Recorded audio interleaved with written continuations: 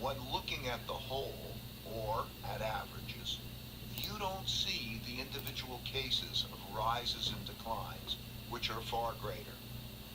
For example, looking at a stock market average, let's say the S&P 500 average, and not looking at individual companies, will lead you to miss the important fact that almost all of the individual cases that make up the average have periods of birth, growth, and death.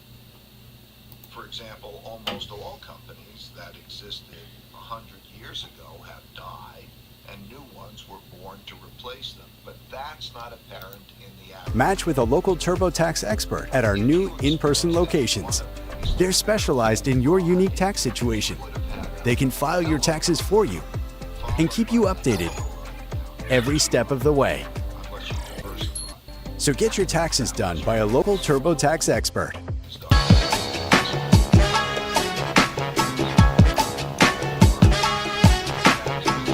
What's up, everybody? Welcome to a brand new episode of Part of the Problem. I am Dave Smith. He is Robbie the Fire Bernstein. Good to be with you, people. Good to be with you, Rob. I don't mean just move your positions in the markets. In the case of rising and falling empires, I mean move in nearly everything, including where you live. This leads me to my next point. To see the big picture, you can't focus on the details. While I will attempt to paint this big sweeping picture accurately, I can't paint it in a precise way and also have you see it. Also, in order for you to see it and understand it, you can't try to do that in a precise way. That is because we are looking at mega macro cycles and evolution over long time frames. To see them, you will have to let go of the details.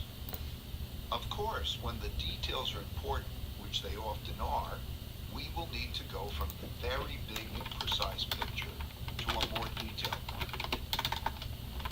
Looking at what happened in the past from this mega macro perspective will radically alter how you see things.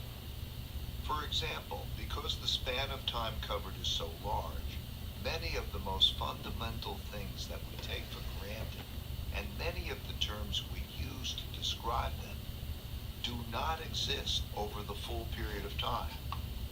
As a result, I will have to be imprecise in my wording so that I can convey the big picture without getting tripped up on what might seem to be big things, but in the scope of what we are looking at are relative details. For example, I wrestled with how much I should worry about the differences between countries, kingdoms, nations, states, tribes, empires, and dynasties. Nowadays, we think mostly in terms of countries. However, countries as we know them didn't come into existence until the 17th century after the 30 Years' War in Europe. In other words, before then, there were no countries. Generally speaking, though not always, kingdoms are small, countries are bigger, and empires are biggest, spreading beyond the kingdom or the country. The relationships between them are often not all that clear. The British Empire was mostly a kingdom that gradually evolved into mostly a country and then into an empire that extended beyond England's borders so that its leaders controlled broad areas and many non-English peoples. It's also the case that each of these types of singularly controlled entities, states, countries, kingdoms, tribes, empires, etc., controls its population in different ways, which further confuses things for those who seek precision. For example, in some cases, empires are areas that are occupied by a dominant power, while in other cases, empires are areas influenced by a dominant power through threats and rewards. The British Empire generally occupied the countries in its empire, while the American Empire has controlled more via rewards and threats. though that is not entirely true, as at the time of this writing, the U.S. has military bases in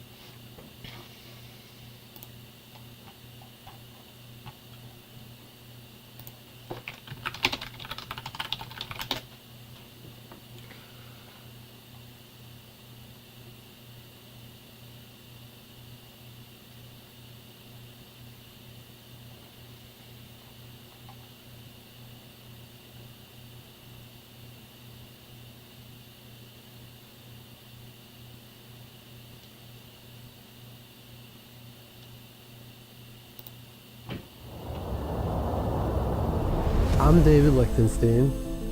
I founded Lightstone. Is submitted to no limits, no constraints. On the other hand, I would like to tell you that the other countries, especially intermediate powers like Canada, are not powerless.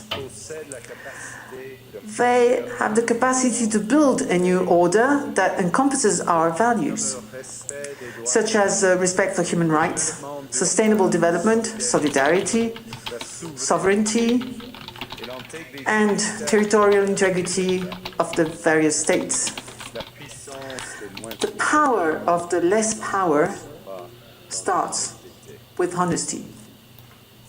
It seems that every day we're reminded that we live in an era of great power rivalry, that the rules-based order is fading, that the strong can do what they can and the weak must suffer what they must.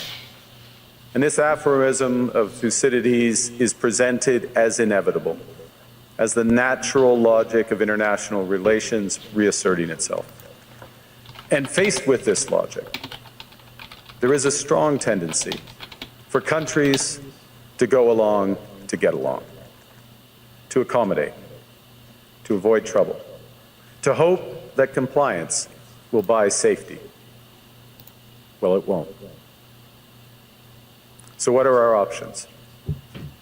In 1978, the Czech dissident Václav Havel, later president, wrote an essay called The Power of the Powerless.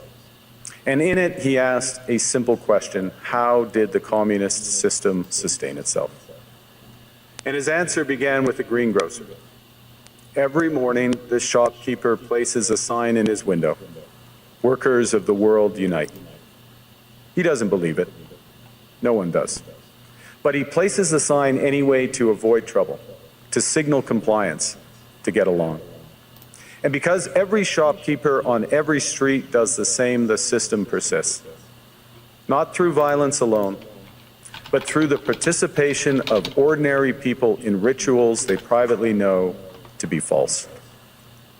Havel called this living within a lie. The system's power comes not from its truth, but from everyone's willingness to perform as if it were true. And its fragility comes from the same source. When even one person stops performing, when the greengrocer removes his sign, the illusion begins to crack. Friends, it is time for companies and countries to take their signs down. For decades,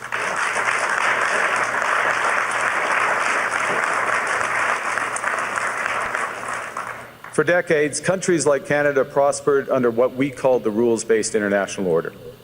We joined its institutions, we praised its principles, we benefited from its predictability.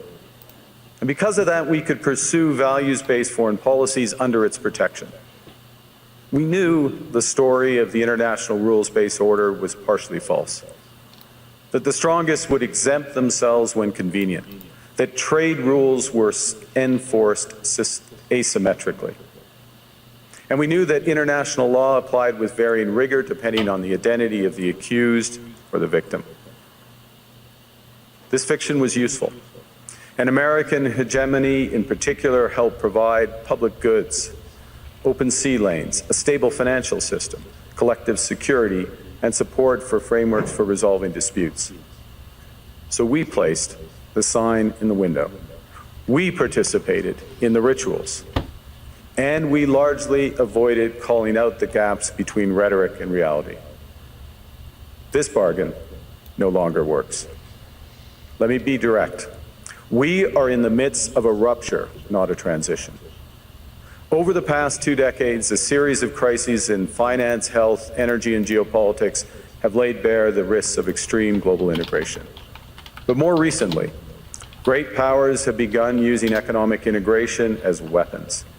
Tariffs as leverage, financial infrastructure as coercion, supply chains as vulnerabilities to be exploited. You cannot live within the lie of mutual benefit through integration when integration becomes the source of your subordination. The multilateral institutions on which the middle powers have relied, the WTO, the UN, the COP, the architecture, the very architecture of collective problem solving are under threat. And as a result, many countries are drawing the same conclusions, that they must develop greater strategic autonomy in energy, food, critical minerals, in finance and supply chains. And this impulse is understandable. A country that can't feed itself, fuel itself, or defend itself has few options. When the rules no longer protect you, you must protect yourself. But let's be clear-eyed about where this leads. A world of fortresses will be poorer, more fragile, and less sustainable. And there's another truth. If great powers abandon even the pretense of rules and values for the unhindered pursuit of their power and interests, the gains from transactionalism will become harder to replicate. Hegemons cannot continually monetize their relationships.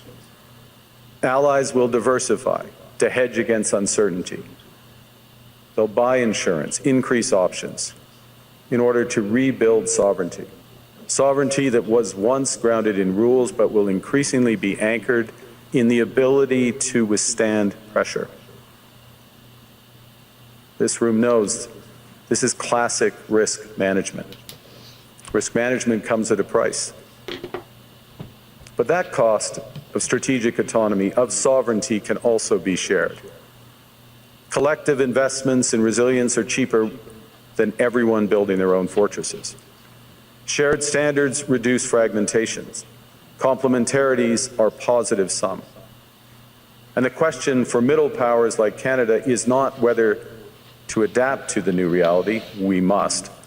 The question is whether we adapt by simply building higher walls or whether we can do something more ambitious.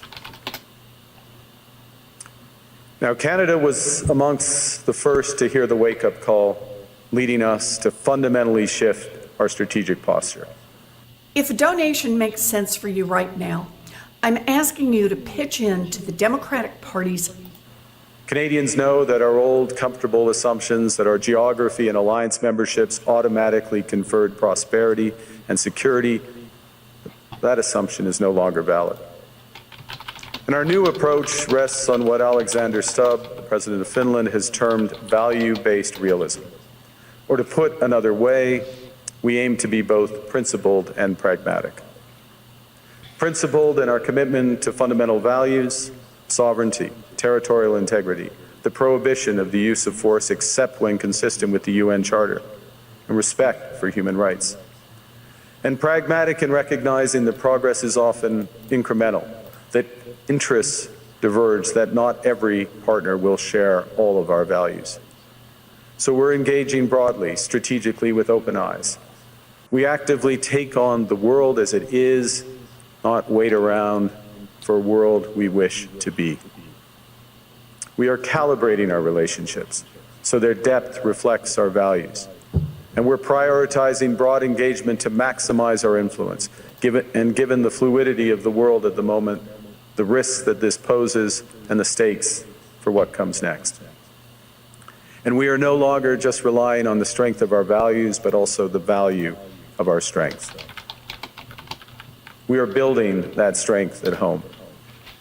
Since my government took office, we have cut taxes on incomes, on capital gains, and business investment. We have removed all federal barriers to interprovincial trade.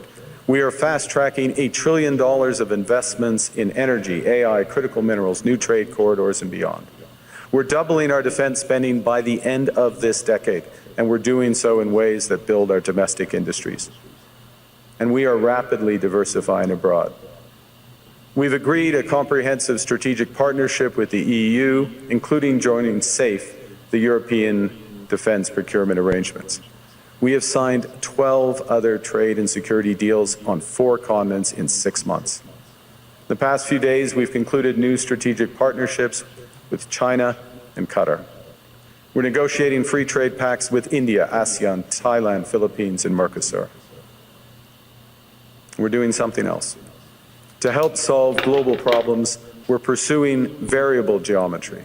In other words, different coalitions for different issues based on common values and interests. So on Ukraine, we're a core member of the Coalition of the Willing and one of the largest per capita contributors to its defense and security. On Arctic sovereignty, we stand firmly with Greenland and Denmark and fully support their unique right to determine Greenland's future.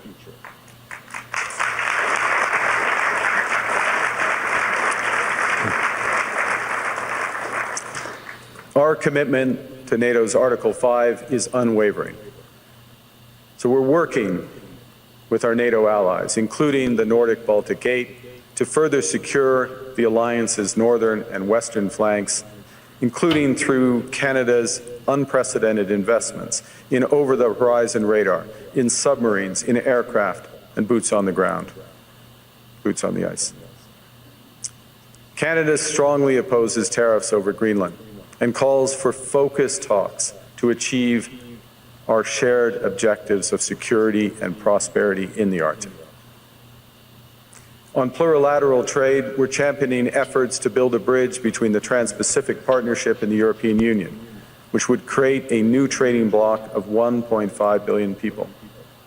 On critical minerals, we're forming buyers' clubs anchored in the G7 so that the world can diversify away from concentrated supply. And on AI, we're cooperating with like-minded democracies to ensure that we won't ultimately be forced to choose between hegemons and hyperscalers. This is not naive multilateralism, nor is it relying on their institutions. It's building coalitions that work, issues by issue, with partners who share enough common ground to act together. In some cases, this will be the vast majority of nations. What it's doing is creating a dense web of connections across trade, investment, culture, on which we can draw for future challenges and opportunities. Argue the middle powers must act together because if we're not at the table, we're on the menu. But I'd also say that great powers can afford for now to go it alone. They have the market size, the military capacity, and the leverage to dictate terms. Middle powers do not. But when we only negotiate bilaterally with a hegemon, we negotiate from weakness. We accept what's offered. We compete with each other to be the most accommodating. This is not sovereignty. It's the performance of sovereignty while accepting subordination. In a world of great power rivalry, the countries in between have a choice: compete with each other for favor, or to combine to create a third path with impact. I'm Antony Perovsky, and I need to tell you about how global funding cuts are having devastating impacts on the World Food Programme's work in Sudan. Famine has been confirmed in parts of the country and is spreading in the most impacted areas. For families across Sudan, a single meal can mean the difference between life and death. The World Food Programme is on the ground right now doing everything it can to deliver food to families trapped by conflict, but there are huge challenges: blocked roads, active fighting, and way too little funding. We need your support to keep going. You can make a difference, and your donation can help save lives. Please join me and donate today.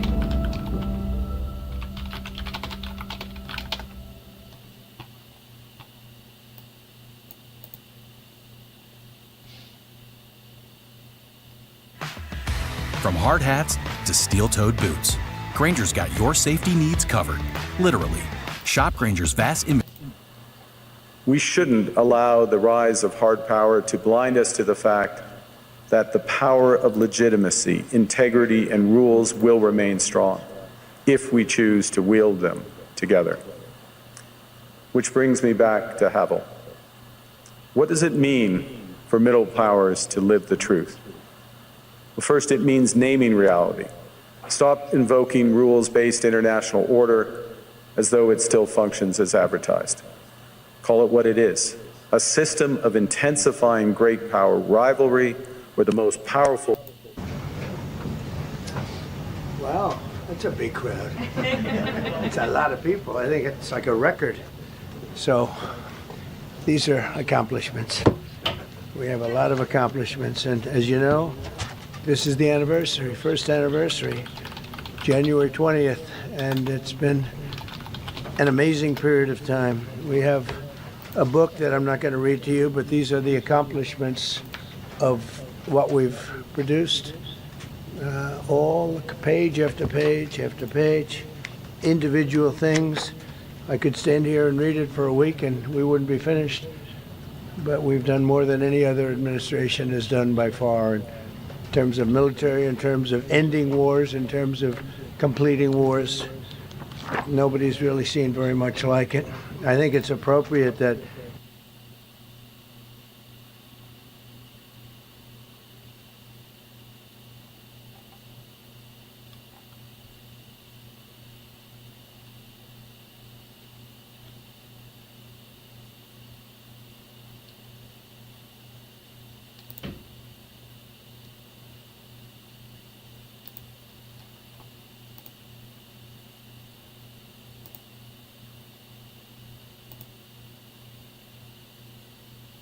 Do you think Khamenei, do you think the IRGC is going to give up Iran in a peaceful way?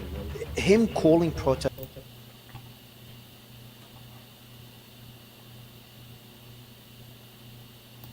Freedom is nasty. I mean, you think a revolution, you think Khamenei, you think the IRGC is going to give up Iran in a peaceful way? Him calling protesters to arms. Do you agree with him? I don't have the moral authority to tell Iranians, you should continue protesting. You should put your family out there. You want to change that?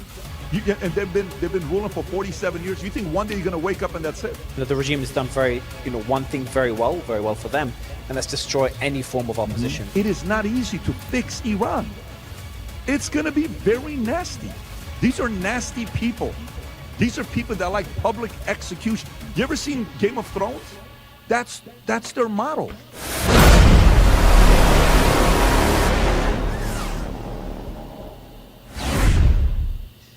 So this one hits close to home for you. You've had the Shah twice, not the Shah, the Prince twice, Reza Pahlavi, on your show. You've talked about Iran a lot, and your family escaped Iran during the horrific war with Iraq. What was your initial reaction as you saw those protests build, but then you saw that brutal crackdown? What was your initial reaction as you saw your home country go through what it's going through right now? It's mixed feelings because you have to go through it if you want freedom. Freedom is nasty. I mean, for many years when I would hear people say, no, we're going to do it the peaceful way. Really? You think a revolution, you think Khamenei, you think the IRGC is going to give up Iran in a peaceful way? They're not. And FYI, for somebody that lives in America, I mean, I served the military here. Our family escaped Iran. We went to Germany. We ended up coming to the States. I've been in the States since November 28, 1990. I don't have the moral authority to tell Iranians, you should continue protesting. You should put your family out there. It's a little bit irresponsible to do that because it's their choice to want to do that. Now, if they do, we have to applaud their courage that they're willing to do. So then you have to think about, why does somebody get to the point that they're willing to put their lives on the line? How bad must things get for you to be willing to do that? How bad? Are you not able to eat? Are you not able to get water? Are you not able to make money? Have you lost your manhood because you can't support your own family? And you have to come down and look at your wife every single day. She's going to ask you, do we have food today? Do we have bread today? Are we safe today? And as a man, you want to be able to provide those things. So I can only imagine what they're going through. It's very hard seeing it, but I do know that the Iranian people are brave, courageous, tough. The only challenge is what the regime wants. Here's what IRGC wants. Every day this goes, Mario, all they're doing is, if we go one more day extend, they're going to run out of resources and they're going to need to finally just choose that they need food. Extend one more day. Extend negotiation one more day. Extend negotiation 2 more days. Extend it one more day. And then all of a sudden, it's done. Everybody moves on to the next news cycle. The first point you made, you said you don't have the moral authority to tell people. You live in the US, you've spent most of your life in the US. You don't have that moral authority to tell people to be on the streets. A lot of people are saying that the prince, who we both spoke to, also doesn't have that moral authority. They say he's lived in the US, he's very cushy lifestyle, he's been supported by Israel, supported by the US. Him calling protesters to arms, do you agree with him and do you support him? This is a tough question because for many years, you have to know, Mario, in my house, I collect everything to do with his father. I have the letterhead that he would cut letters with. I got that as a gift, made out of gold. I have that. I have every single magazine he was ever on. I collect if anything goes on sale, on Amazon, on eBay, on anything that I can buy with the father on it, I buy it. Because again, I'm a revolution baby. I'm born October 18, 1978. 3 months later is revolution. So I was born and lived under Shah's reign for 3 months. Then I lived under Khomeini for 10 years and 3 months, 10 years and 5 months if you do the math. So for me, I'm a big fan of his father. I'm a big fan of what his father did. But when you look at somebody and you're in business, and I think this is what Trump has. Trump's got that ability. He looks at people and he says, you're fired, and he picks and chooses leaders. And he doesn't get it right all the time. You know, eventually you're able to get it right. First term, he didn't pick a lot of the right people, but second term, he's picked the right guys, and you don't hear a lot of issues. The only issues we ever heard on Trump's administration is Mike Waltz. You know, Waltz was the issue with Signal. Outside of that, it's been fairly quiet. It was very chaotic, the first administration. I get what I do from my business by looking at you and seeing if you're serious about what you want to do or not. And I simply don't think he is. I don't think he's strong. I don't think I think his entire urgency in the last week and a half is because he finally got somebody that criticized him, that he's getting people that are being vocal about it. And God forbid you say something critical about Reza Pahlavi. Their cult-like following comes at you just as bad as the other side does. Like people are always critical of, the Islamic side. Go say something bad about Reza Pahlavi, see what happens. Go, if you have the audacity, go criticize him a little bit, even this much. Say he's not working enough. Say he's not doing this enough. Oh my God, I can't believe this. You're part of MEK. You're part of this. You're part of that. You're part of Qatar. You're part of Israel. Stop it. You guys are weak. That's not the way to pull it off. For 47, 48 years, if God forbid somebody challenges him, nothing's happened. So imagine now you're President Trump. Why did he say what he said yesterday? Kudos to Reza Pahlavi in the last week. He went and met with Witkoff. Good. He was trying to go to this Israel Jewish event at Mar-a-Lago. Last minute, he goes to D.C. because Witkoff's willing to meet with him. Good. Couple days later, meets with Lindsey Graham. Good. These meetings are good. He's playing offense. But about time. 10, 11 years, not one time. His own people that were giving him money behind closed doors asked him, go to Mar-a-Lago to meet with Trump. Never went. You don't think he's had chances? You don't think he's had chances? You think a leader that goes and helps a country like Iran become free is able to pull it off by walking on eggshells and trying to do everything right? No, that's not how this works, and he hasn't done everything right. So I said it myself. I said, if you don't pull it off this time, you are done. And FYI, to every hater that's not going to make videos, and that's going to react, and it's going to say anything, I understand your frustration as well. I get it. It's a form of public humiliation to you, because you supported your candidate and he didn't pull it off. Listen, in 2020, when Trump didn't get elected and whatever happened with the election, you don't think for the next 3 years everybody was saying, oh, you're just a Trump this, you're just a Trump. Like, no. You don't think I got heat when I went against DeSantis and everybody's like, Trump is done, it's time to move on. I get what it is to support your candidate. Trust me, I get it in America. I've been supporting Trump since 2015. And I've gotten a lot of hate from a lot of people, even on the Republican side. They would come to the podcast and be like, you don't know what you're talking about. DeSantis is a more stable Christian, better values, better this. He's not a bad guy, but he's not a number one. He's not a number one to deal with everything that's going on in the world. Do you think DeSantis will be able to do what Trump did in the last 12 months? And I don't mean to take DeSantis and bring him in here, because here's the thing, Mario. I'd like to see DeSantis run in the future. But in 2024, my number one candidate was Trump.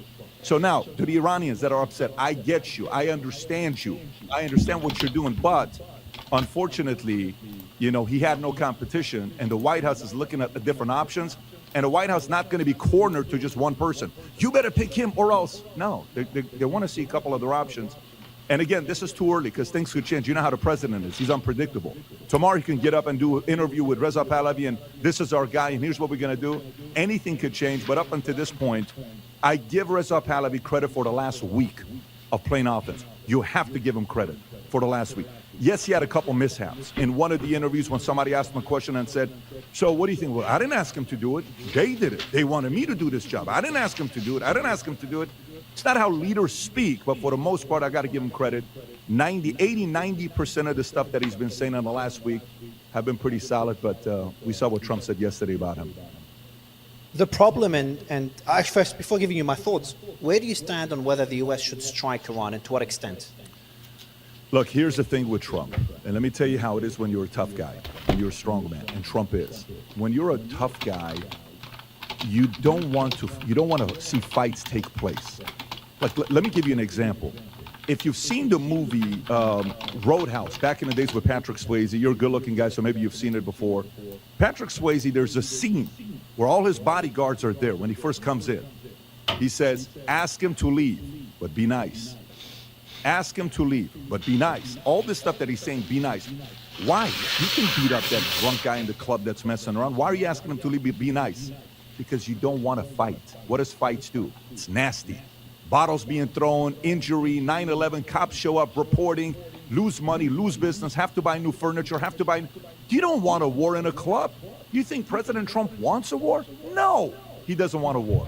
So that's one side of him. He tries to avoid the war. What's the other side of him? He's also not a guy you publicly humiliate and you call out and you say all the stuff that you said. He's not a guy that's going to let you bully him. He proved that already, what he did with Qasem Soleimani and what he did with the nuclear sites and all this other stuff. So I don't know. I think for me, I don't know all the pieces. I'm not behind closed doors to be sitting there seeing who they're negotiating with, what Erdogan is saying, because I know Turkey is now involved, how they're using this to offset the leverage that Russia is getting by not being able to produce the drones in Iran, and it's causing them to negotiate better with Zelensky and Ukraine to make that peace deal happen between Russia and Iran. I'm not in those rooms. I don't know what's going on with China, and they're using this because China's getting free oil. I don't know the conversations with Saudi. You don't think Trump also knows that Saudi probably doesn't want Iran to be free because they're going to lose business? Because if Iran all of a sudden opens up, they're a direct competitor to Saudi. And what if Iran becomes a place people to go for vacation? Iran's got beautiful mountains. Iran's got all the terrain. Iran was the Saudi or Dubai. Of course it was. During the Shah. Absolutely it was. And more and beyond at a time with no technology. So there's just a lot of different pieces there. But here's what I'll tell you. And I think this is where I'm at. I trust President Trump's instinct, and I trust his leadership team. This doesn't mean they make 100% the right decisions. No leadership team ever does. Never. Not in business, not in politics, not in sports. You never do. But if you trust a man's instinct and his ability to process different issues that are coming to you all at the same time, and he trusts his executive team to sit there. Some people are in the room that I don't trust. I see some faces coming in that I'm like, wait a minute, that guy, all he wants is war. So all that guy wants is war. And all that guy wants is no war. I want reasonable people that could say this is a different situation. So I know it's not the answer you were expecting, but I trust their instinct on what they'll do. I'm going to press you on it. I want to know what you believe they should do, because it's a very, very, very difficult question. I put out a post just before our interview, and I said a lot of people think I advocate for the strikes because I'm very critical of the regime. Sure. But I made it very clear. I think it depends what the intention of the strikes are. If it's a complete destruction of the regime, I worry there's going to be a massive power vacuum. And with all the different ethnic groups in Iran, including many that are separatist groups, I worry it could end up like Libya and Iraq. That's my concern. But if the intention is to pressure Iran, weaken the regime, maybe assassinate the leader, which I'm not sure is a good idea, but weaken the regime enough and do similar to what they did in Venezuela, maybe negotiate with a different leader of the regime that will allow more concessions for the protesters and putting the protesters' interests above Israel's or America's, then I'd be more open to it.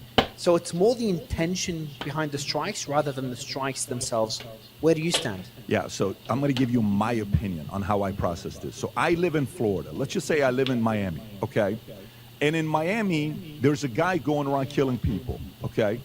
The Miami mayor comes to me and says, hey, Pat, this guy's killing people. We need your support. We got to go figure out who this guy is. No problem. I'm going to give my support to make sure who this person is because I want to make sure where I live is safer, okay? And say we succeed because of access to the right people that I have. We eliminate this person. We get him in the right hands of authorities. And in Miami is safe. Everybody goes back to business. We're happy. We're partying. We're doing our things. Going on the boats, nobody worries. Now imagine somebody from Long Island calls and says, hey, we saw what you guys did in Miami. We have a guy that's going around killing people as well. Can you guys come up and help us out? I'm going to say to the guy that's running New York and Long Island, I'm going to say, listen, I can give you guidance. I'll give you public support. I'll go and tell you what you need to do, but you got to go get the job done because I can't try to do everyone's problems. That's your problem. However, publicly, hey, we need to figure out what's going on with Long Island. We need to do this, and maybe let's partner together. Let me use that analogy and bring it to the Middle East. Who does Iran impact? There's going to be a lot of different thoughts on this. Who does Iran negatively impact around the world? Number one has to be Israel. Israel is right next to him. So Iran is making Israel's life a living hell. So guess what? What does Israel want to do? That's your business. That's on your hemisphere. I'm on this hemisphere. Publicly we'll support. You need some help, we'll support. But I'm not wanting to go to another Iraq war and spend $3-4 trillion and send a bunch of young 18, 19-year-old kids that are someone's son to say, go fight a war. Why are we doing that again? He's not going to do that, in my opinion. I don't think that's the right move to do. Now, would some of my guys who are Delta Force, who are the cream of the crop, with the best technology in the world, who are the best of the best, would I be willing to send some of those guys if they want to go on the mission on help? We would entertain that conversation. I would have the conversation with the leader of my 800 so what Delta Force guys and Navy SEAL Team 6 guys that I got and say, hey, here's a mission, collaborative together, we go and do that. There's the problem, though, that we got to be thinking about. The more of these missions you go to that you say, we're going to run Gaza, we're going to come in and we're going to run Gaza and fix the place up. We're going to come in and we're going to run Venezuela and you know, hey, I'm the president of Venezuela. We're going to come in and run Iran and we're going to come in. Do you know what happens when a company spreads their executive team too thin? What happens? You don't run all the businesses well. So it's also strategically not a good thing to do to run everybody, and you're spreading your leadership. Can you imagine when Marco Rubio wakes up, how many different jobs he's got right now? Think about what Marco's got to wake up doing. Think about what Hexa's got to wake up doing. Think about what all these guys are waking up doing. You want me to do this? And yes, I want you. So he also knows as a leader how much you can drive and get your guys to be done. Now he's recruited better people right now. So I'm talking to you logically. I'm not talking to you right now emotionally. So let's set the logical aside. Let's go to the other side. What do I think needs to happen?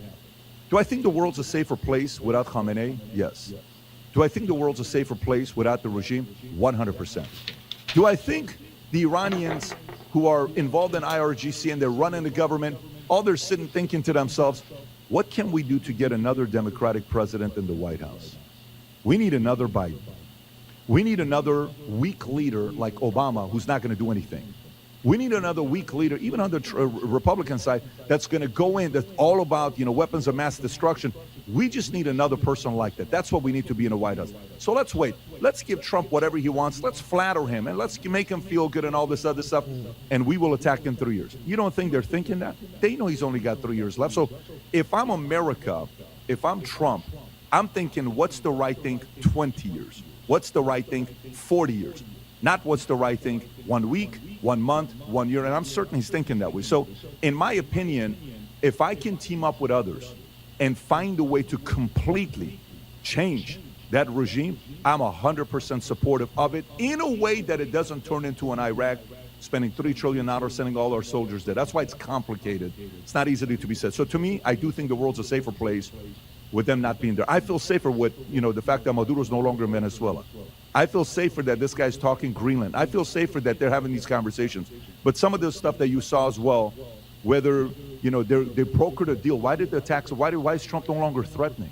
Did he negotiate something for Khamenei to leave? And you saw the Russia stories. I even think you posted something about it. So there's some interesting things going on that it's above our pay grade.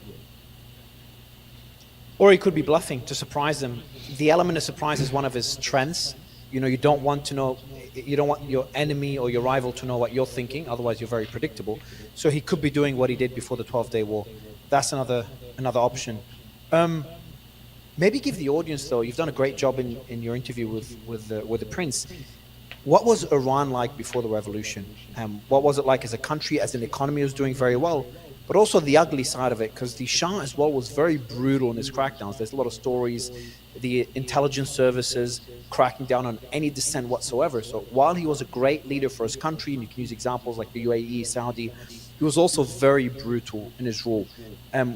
If you can give that overview for the audience as well, to maybe explain to them why you've collected all these things from the Shah's era, why that's such an important era to you. Yeah, because, listen, when people say stuff on how brutal Savak was, how brutal this was, how brutal was CIA in the 50s? When they got started in 47, what do you think CIA did in the first 20, 30 years? You think they followed the rules? You don't think they had funds of certain operations that if you and I knew what they were doing, now we do, we read about it now. You don't think we did some stuff that probably is against every single rule in the world? You don't think Mossad does stuff to protect themselves? You think Mossad is more peaceful than Savak? Really? Like, you guys got this is the one thing about history as well. You think Savak was worse than Mossad? We really are going to buy this, that Savak was worse than Mossad. You think Savak was worse than CIA? Like, this is the kind of stuff that is propaganda that gets people to all of a sudden think that Savak was the worst of their military, secret intelligence. No. As you're trying to rebuild an empire, it is nasty. Why? So let's just actually picture it. Let's say you're going to take over Iran. Let's go and say Reza Pahlavi becomes the leader of Iran today. Let's play that, role play that. Okay. How many people you think in Iran want to kill him? Say he goes back to Iran this week, and he's there, and he's going to be the interim guy for 2 to 5 years. How many people you think want to kill him? You think he's safe walking on the streets? You think he's safe going out there and just waving his hand? Oh my God, hey, we love you. You think he's safe? How many people you think have been brainwashed to hate the name Pahlavi? Absolutely hated in Iran. How long do you think will take to get rid of that hate? 1 year, 2 years, 3 years, or 40 years? It's going to take 20 to 40 years to get rid of that hate for that regime. How do you think he's going to do it? Peacefully? He said, we need you to please stop being angry with me. Please go back home and watch a TV show. Can you just go make love to your wife so you can calm down a little bit? Please, let's not get this angry.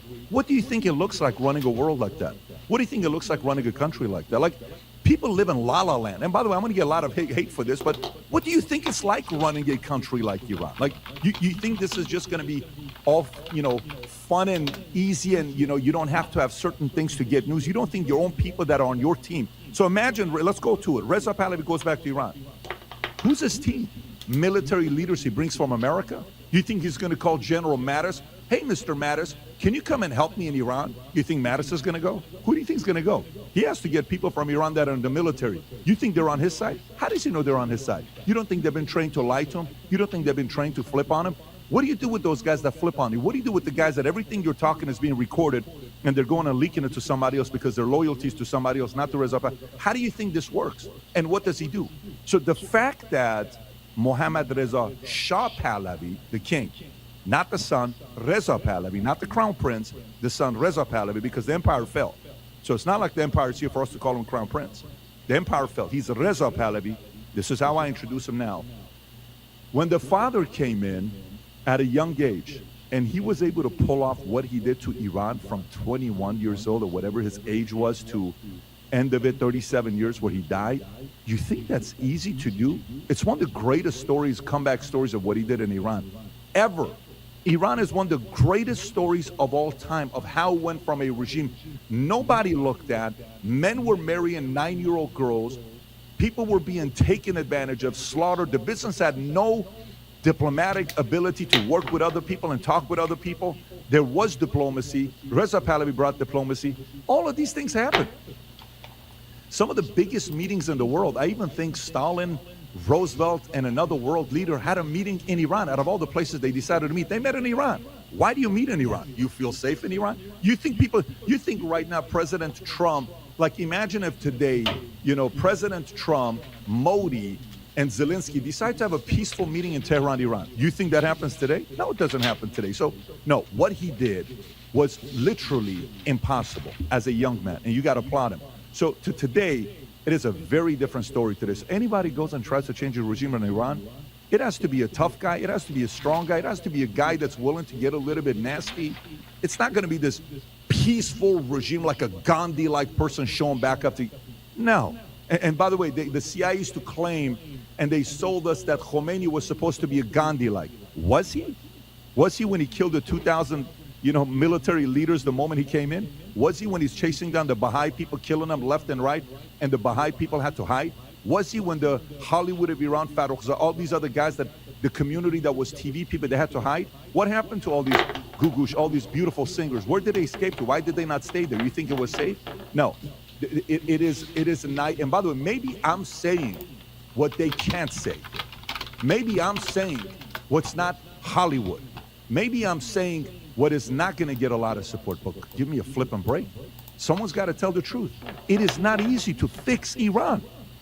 It's going to be very nasty. These are nasty people. These are people that like public execution. You ever seen Game of Thrones? That's their model. That's what they do. That's how it runs. You want to change that? And they've been ruling for 47 years. You think one day you're going to wake up and that's it? No, it's not how it works. So, anyways, I'll pause. But it was an impossible thing he did. But it's a tough job. Yeah, the example I wanted to bring up is Black Friday. Now, it's not even close to what we're seeing under the regime, but it was also a similar outcome. During the revolution, the Imperial Army fired at protesters. We had a couple of hundred dead, I think 50 to 100 dead on that day. Happened before as well. Again, the numbers are dwarfed by the current regime, but the counter argument that is made, and that's by someone that's also critical of the regime, is that the regime, they're more ideological. They're different to me and you. I believe you're more secular as well. I'm more secular. And the sanctions are the reason the economy is doing so bad. The people are on the streets because of the economy, or that's the main reason they went on the streets. And that was caused by the West. So a lot of people are critical. They're like, hey, America, Europe, you guys want to be so righteous. Well, you're the ones that are causing these people so much suffering, that are leading them to go to the streets, that are leading the regime, the brutal regime, to crack down on them. And now you want to bomb Iran because the regime cracked down on the protesters that are there because of the sanctions. What do you say to those people? How do you think business runs? What do you think happens? Like, you don't think, for instance, if I'm running an event and I'm inviting the late Kobe Bryant to come to my event, okay, which he came to our event and we had a great event together with him. You don't think we write in the contract that while you're coming here for the next 12 months, you can't go to an insurance conference? Of course we ask for that. Why do we ask for that? It's competition. I don't want another conference to say we also have Kobe Bryant coming. No, that's a form of a sanction. And either the talent agrees or not. I go speak at certain events and they'll say to me, you can't speak at another event that's in roofing business in the next 12 months. And I'll say lower to 6 months, but I'll agree to it. That's a form of a sanction. Why are they doing that? If you're going around, the leader, saying death upon America, what the hell you think I'm gonna do? What do you think I'm gonna do? It's your job to be diplomatic. My criticism to Reza Pahlavi is the following. God forbid somebody offends him. Never talks to that person again. There's a few guys here in Florida that gave him $10 million. Millions of dollars. I don't want to give any names. I've met him with everybody, but ever since I criticized him, everybody that he had bad issues with in the past, that gave him money, they all call me, every one of them. Forget about the people that are public, that are trashing. They're not even close to him. Those are the people that are the influencers. The people that were close to him call me. You know what the reputation is? If something didn't sit well, destroy this relationship, destroy that relationship, destroy that relationship. You think that's diplomatic? You think that's diplomacy? No. But so what's my point? Khamenei is not diplomatic. Pezeshkian is not diplomatic. What are they doing to be diplomatic? They send a letter to UN this morning. You saw that letter. You posted it earlier. What's the letter saying? It's not really us. It's really, U.S. and Israel. That's what's doing it. It's U.S. and Israel killing those people, the innocent people in the streets, or you're killing it. Who's calling to execute this young 26-year-old man? The U.S. and Israel? Or you're doing it? Why are you doing it? No, you're not diplomatic. And by the way, why do people leave companies? Why do people leave companies? You work for a company, you work with the guy. Why do you all of a sudden leave? I used to work with a company, very big company, multi-billion dollar company. If I mentioned it, you would know. The guy at the top was not diplomatic. He didn't know how to do deals. They didn't have a vision. We leave to another company. Do you not do it? Do we not? We all do it. What do you think most people that start a business, how do you think it starts? They were working at a company, the CEO or the C-suite or somebody mistreated them. I think I can do it better. That's how I started my insurance company, because they're like, no, who do you think you are? I said, I'd like to one day be the CEO of the company. You don't know what you're talking about. No problem. I went and became a competitor, licensed 60,000 people, sold the company for $250 million. I should never left the company. They should have kept me, but they lack diplomacy. So the sanctions are a byproduct of Khamenei and the leaders in Iran that are not diplomatic. It's if exactly. You don't know and how their to foreign build, policy as well. It's not. And by the way, you know who pays the price for it? Iranians. You think my family wanted to leave Iran? My dad. You think he wanted to leave Iran? He loves Iran. His memories are in Iran. He wakes up and tells me about memories with Kabar Tehran and what they used to do and how amazing it was, and concerts of vegan and You know, all these old Sharam Shapare and all these stuff that we listen to the music. The other day I'm listening to a song by Gugush for 3 hours straight on repeat and just getting emotional because these are amazing, talented, smart people that they're losing their ability to grow and shine because of their leader. Unfortunately, I'll pause, because of their leader. Agree. I think for people that blame the West for imposing those sanctions on Iran, you would ask, why aren't there sanctions on Qatar, on Saudi, on Dubai, on Kuwait that are doing extremely well? So then you go to Iran's foreign policy of having all these different proxies in Lebanon, Yemen, in Gaza, that led them to become a pariah straight, an enemy of countries that would have, you know, under the Shah, those countries, European countries, etc., were making Iran wealthy. A lot of people in Iran are blaming Mossad. I think it's naive to argue that Mossad is not taking advantage of the situation. Why wouldn't they? Of course. To what extent do you think they are? How active do you think they are in the protests from what you've heard? A 10. Like, of course they are. Listen, imagine you're part of a community that's only 15 million of you, and you have a country that was given to you right in the middle of chaos. And every day you wake up, there's hundreds of millions of people around you that want to kill you. How would you go to sleep every day? How paranoid would you be? How much money would you invest in security? How intentional would you be? Every day they want to make sure you disappear. Well, how would you live? See, the average person doesn't know what it's like to live that way. The average person doesn't know to wake up every single morning saying millions of people want to eliminate you. That's their goal, to get rid of you. Of course they're involved. Of course they're in the streets. Of course you think they're doing pager level stuff? It's pagers times 100. Of course they're in. They know everything and anything right now that's going on in Iran. They're involved. They know about where Khamenei is at. They know about the tunnel under the old palace that the Shah used to live in, that the tunnel has a 3, 4, 5 mile route, underground tunnel that goes straight to the Russian embassy and some of they know about all this stuff. I mean, you think this is just like, no, Mossad is involved, Israel's involved heavily. What's funny is that there's some talks, the fact that they don't want to be participating in the attack. But again, remember this. What is the greatest gift of, if you've ever seen a movie, The Usual Suspects, right? Where Kaiser Sose, he's sitting in that room with Chaz Palminteri, Kevin Spacey is, and he's giving him all this stuff, and, you know, and he walks out. You know, the devil just walked out, and nothing. What does that mean? You don't think they're misdirecting and confusing and gaslighting and propaganda? You don't think Mossad is doing that, and then all of a sudden, boom, they attack when nobody... We could go to sleep tonight, and we could wake up tomorrow morning, and Khamenei is dead. Which, by the way, if they do that, that's not good news. That would be... I don't think that's a good move, but we could go to sleep tonight, and his all direct generals that he has could be dead tonight. That's how they roll. We saw that already. We saw that last year. That's right. So to me, all of that is possible. So for people who are like, no. Now, I will tell you the flip side as well, Mario. Here's what's happened in the last 3 years. There's a community that you sneeze, it was Israel's fault. You got a cold, it's Israel's fault.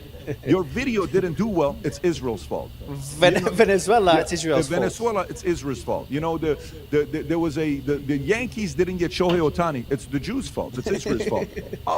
So that community of lazy thinking that you just blame everything on Israel.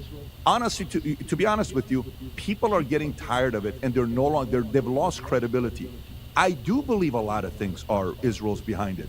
But to every single time put 100% is a little bit of lazy investigation, in my opinion. Agree.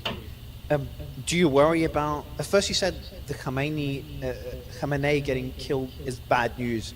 Why is that? Why can't it be like Venezuela, where Maduro was replaced with someone more lenient with the West and better for the country? Hopefully we'll see that. I'm going to give you a weird answer. He's 86 years old. He's about to die anyways.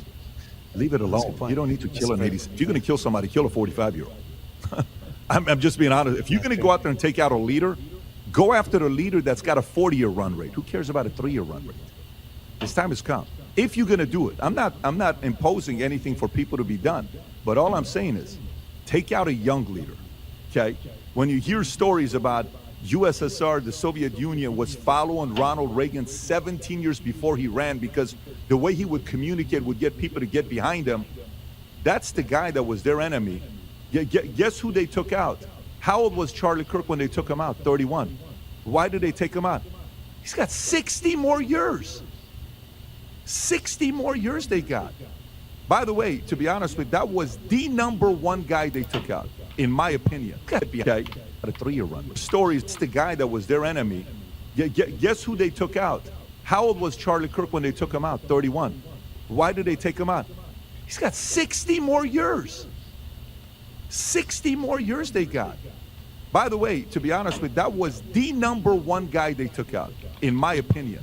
The number one guy they took out, because he's 31. They don't want that loud noise of the guy's going to keep getting smarter and smarter and smarter. Are you kidding me? No. So to me, why touch Khamenei? Why touch Khamenei? No, that's a waste of time, in my opinion. Do you worry that we could see civil war in the country like we saw in other countries in the region, Libya, Iraq, Syria? Yeah, I mean, that could easily happen. That could easily happen over there. That could happen without us intervening. It could happen.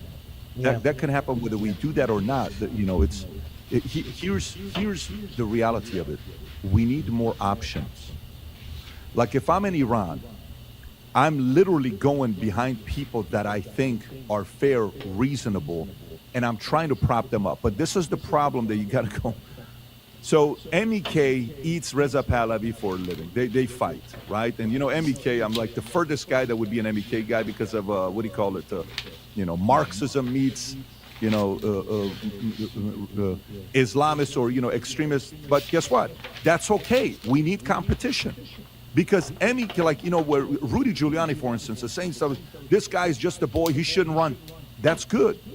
So then give your counter argument why Reza Pahlavi is the better option instead of cursing him out and saying, you don't know what you're talking. That's lazy. Give the argument. This is good. Like when people would say why DeSantis is better, I would give my argument why I believe Trump is better.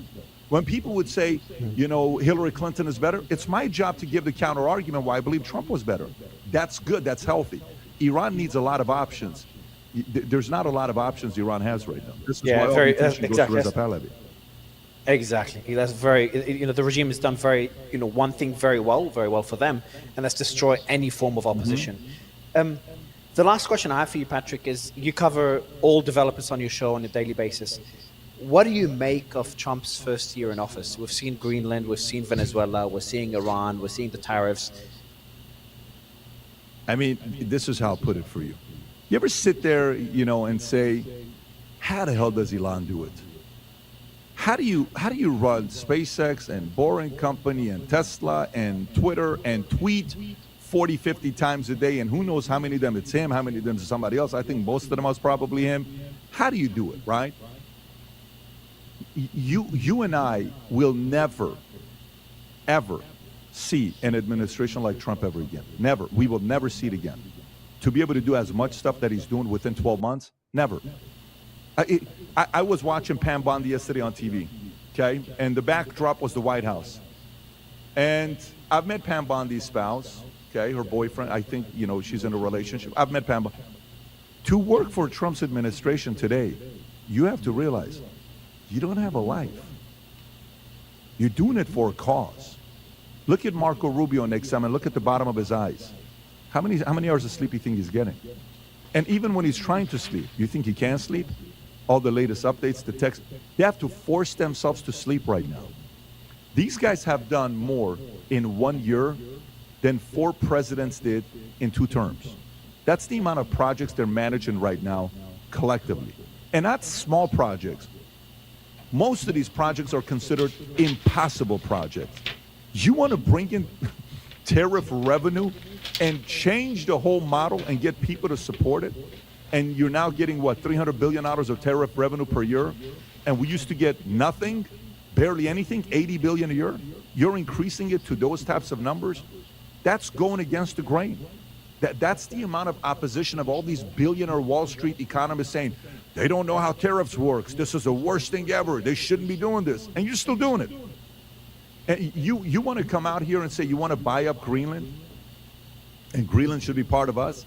Then you're going and, making chaos for China and you're going and taking over Venezuela, and you're dealing with the Middle East, and you're trying to negotiate for Russia, Putin, Zelensky, and you're trying to get, India to stop buying from the other side, and you're managing all these tariffs. Imagine if you're an accountant. And Gaza. Yeah, and Gaza. Imagine if you're you have an accountant, right? You have a CFO, you have a VP of finance. How many times do you change compensation for people? Do you know how often? Imagine you're the Comptroller General, the CFO of America. What did he announce today? 25%. No, take it off. No, make it 15%. No, make it 10%. Okay, from December 17th to the 20th, it was 25%. No, it was 35. Let's get the numbers right. No, can you imagine being the CFO of America today? Those guys are missed. Every day it's oh my God, what happened? Watch, he said it. What was the time when he said it? This is every once in a while you want to historically be part of an administration that it'll be talked about for decades and centuries to come. But at the same time, listen, those guys are working 80 hours plus a week. Don't get me wrong. They're having a time of their lives because you have to love this game. When I was in the military, U.S. Army, and we're working 80, 90 hours a week, 100 hours a week, we freaking love it. You got to love it. When you're building a business, a startup, and you're working Saturdays, Sundays, dinner, you're out with your wife, you step away, you're on a 2-hour call, and you're negotiating a deal, and you come back and your kids are like, but Daddy, then you step away for another because there's another thing they have to renegotiate. Then you didn't see her, you didn't kiss them sleep because you're outside in the parking lot while the kids are inside, wife is putting the kids down, and then the next day you wake up. This is the startup environment.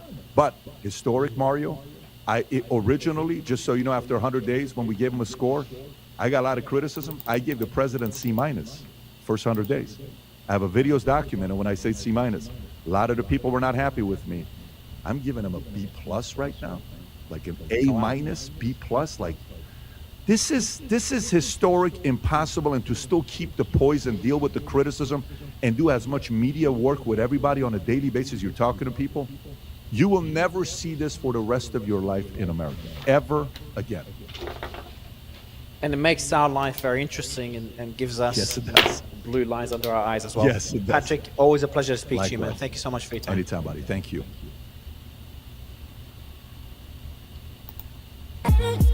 Now a local tax expert will do your taxes for $150 all in. No catch. No matter your situation. Whether you're filing W-2s or self-employed forms, your taxes are handled. And your biggest refund is guaranteed. So get taxes off your plate and get back to the good stuff. Pay only $150 to get your taxes done by a local TurboTax expert.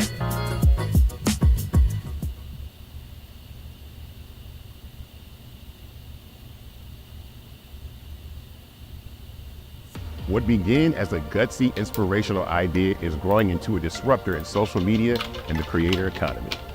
Our journey has been remarkable, from being a self-funded startup to raising over $10 million on StartAgent. But this isn't just... All right, you guys, welcome back. I'm actually very excited today. I know you guys are. You were freaking out in the chat. I told you that I was going to be joined by Baron Coleman, none other than Baron Coleman here in studio. Guys, just get ready. It's an exceptional amount of rabbit holes that we have to jump through today. I told you yesterday that we received a tip, and it just made my mind go poof. So much happening here, so many connections. Baron, you have done fantastic work digging into Charlie Kirk's assassination. You would think the feds would do that, but apparently it's not their job. No, we've had to decentralize the investigation a little bit. Right, and I think they're nervous. That not only are they nervous, I think they're terrified. Right, and I are you of the opinion that this is going to be resolved one day? Not to the satisfaction of a lot of people, but I think to a certain extent, yeah, it's going to be. Yeah, well, let's just start with just some news. You heard the same thing that I heard. Turning Point USA did a massive purge of employees a few days ago, or at the end of, I guess, last week, you could say. What did you hear about that purge? I heard there were 30 to 40 people purged, that they were looking for the leak. They knew there are leaks out of TPUSA. They are terrified of these leaks because of what TPUSA has been up to. And rather than try to be an honest organization, it's just let's get rid of all the people we think might be disclosing that we're a dishonest organization. It's just unbelievable. Yeah. So I heard specifically a story, and it made me chuckle because it's like the most Andrew Colvett thing ever, because he's obviously the brains of the operation. And so apparently, I don't know what the context was of why they brought this girl into an office, or what, if they were planning on firing her. But the point is like they made her bring her laptop up, and Andrew saw in her laptop that she had screenshots the timeline from my show. And it was apparently mass panic. They didn't know why she had screenshot this, and they thought that therefore she was the leak. Why would someone leak me my own timeline? I don't know why someone would do that. I'm like, Andrew, that doesn't make sense. Like, why would someone leak me what I created? This was from public information of where Charlie was, and the Egyptian planes. Who knows? She must have been a stand-in, but apparently other people at the office are watching the show live. They panicked, and they fired every single person that she was friends with, who she knows, and she was not the person that was leaking to me. So the leak is still there. I know that for a fact. There are leaks still there. It's a leaky ship, and they're just going to fire everybody. Never taking in more money, but they're going to have. Who are they going to replace? People. It's just going to become APAC. Well, I think it's going to become APAC. This is a point I made to somebody recently. I said, if you can fire 40 people from your organization, you had too many people on the payroll. You were just blowing money, and that isn't a bigger indictment of the problem at TPUSA than the fact that they felt like they had to fire 40 people. Right. To me, if you can get rid of 40 people in an organization of only 600 or 700, if you can fire 40 and keep the lights on the next day, you've got a problem with how you're managing your organization. Might need a Doge effort. Might need a Doge effort. Hey, careful. Last YouTuber that said that got a cease and desist letter. That's right. Which we're not going to sue you, but No. we are going to get some lawyers to send you a cease and desist, which is the first step to suing you for defamation. Just a terrible mistake. You really wonder what is going on there. Who do you think is actually calling the shots? I think Erica ultimately is calling the shots, but I think she's being advised horrifically. If I had to guess, this is my opinion, Tyler Boyer and Andrew Colvett. Potentially there are some other people. I think I've heard you mention another name that you're pretty suspicious of. But I would say Tyler and Andrew are leaning in her ear and helping her to make horrifically terrible decisions. Right. I would be surprised if Tyler was the one advising on the legal stuff. He is smarter, right? He's corrupt, but he's smart. Yeah. And he wouldn't be so, I don't think he would be so dumb as to be advising some of the things that they're doing. Like, I mean, going after, what do you have to gain from going after this YouTuber? What do you have to actually gain from the cease and desist other than people then realizing that you lied about the drones? Again, I don't know how many different stories you can get about these drones, and finally a lawyer's like, okay, there were drones, but they were for the media only and not for his security team. I wonder if they were really drones. I mean, I genuinely question that story to the point where I don't even know if their lawyer has the right question, the right answer as to whether or not they were drones. It seems that screwed up. I don't even know if they know whether they were drones. Well, speaking of drones, I think that Fort Huachuca panicked them. Of course, when I shared the Mitch Snow thing, I knew nothing about Fort Huachuca. I knew nothing about the military, E4s, O5s, O6s. I'm sorry, I wasn't playing Battleship. Whatever it is that guys are into, I was not into when I was young. And Erica has been very open about the fact that her mother DOD contracts, and once you start looking into what her mother did, obviously Erica is very familiar with Fort Huachuca. Then we sort of learn that everybody in this movie that never premiered or it never was released is related to Fort Huachuca and the Sierra Vista area. And you just go, okay, what's this panic about? Then we learn, and I forgot to mention yesterday, that Dan Flood's father ran intel at Fort Huachuca. So they're all familiar with this base, and I want to say we received a solid tip yesterday that Dan Flood, not only has he not been fired, he's been promoted at Turning Point USA. Now that is absolutely stunning. If that's true, that's absolutely stunning. I will say allegedly. The person said they are positively certain that that is a circumstance. I had never heard that Dan Flood got fired. I don't know what they're doing with Dan Flood. I don't know what he's doing in New Braunfels, but I do know that he is a very protected person and not innocent in this by any stretch of an imagination. I don't believe that Dan Flood is innocent in this in any stretch of imagination. In my opinion, he's not innocent. I mean, look, you had a protectee of yours tell you within a few days that someone was probably going to kill him, and then he died. You obviously failed. And in my opinion, 100% opinion, but that is prime evidence that you failed at your job. What's interesting is that my Turning Point insider told me that before Charlie died, there was some sort of back forth between him and Dan Flood where he was going to demote Dan Flood. Okay? Now Dan Flood is there, Charlie gets killed, and the new CEO that assumes the role does not fire the person immediately, or at the very least demote him. We know that because he was protecting her at the White House when they did the Charlie Kirk Day, which is like, you know, the Fed has to do that. If they kill you, they have to give you a day. It's like some rule in some handbook that we can't see. And so you're telling me not only does she not move to clean house with the security team, but she also promotes Dan Flood? What's that about? I don't know. And I think if I remember those photos correctly, wasn't Brian Harpole also in that frame at the White House or in Washington, D.C. when she was there? I can't recall. I think I'd have to go back and look at that photo. I think he was. It's, again, this is all opinion. Everything I say is opinion. I think it's evidence that there's more than meets the eye to what happened in Orem, Utah on September 10th. I think in general, we are all now at the point where we realize there's just more than meets the eye with Erica, full stop. And there's been some life lived. I think that's putting it mildly. There's been some life lived, and I'm uncomfortable with the amount of inconsistencies that have presented themselves in her story. The connections with so much sex trafficking. I've even got something that I'm going to reveal tomorrow about her parents having worked with somebody that was accused, something to do with children. It's just it's a bit too much. But you and I received another tip, and I called you and I was like, you should probably come in studio for this because this is sending me down a rabbit hole. Yeah. 1 in 4 taxpayers was a victim of identity theft. Like me. Someone sends us an email. I'll let you tee this one up. Someone sends us an email. And we're gonna show it, but you go ahead. Well, what happens? You know, if you look at the president's Twitter account, the Pope's Twitter account, what happens is when you get a title, you get control of the social media during your reign. So at POTUS. Yeah, at POTUS, at Pontifex.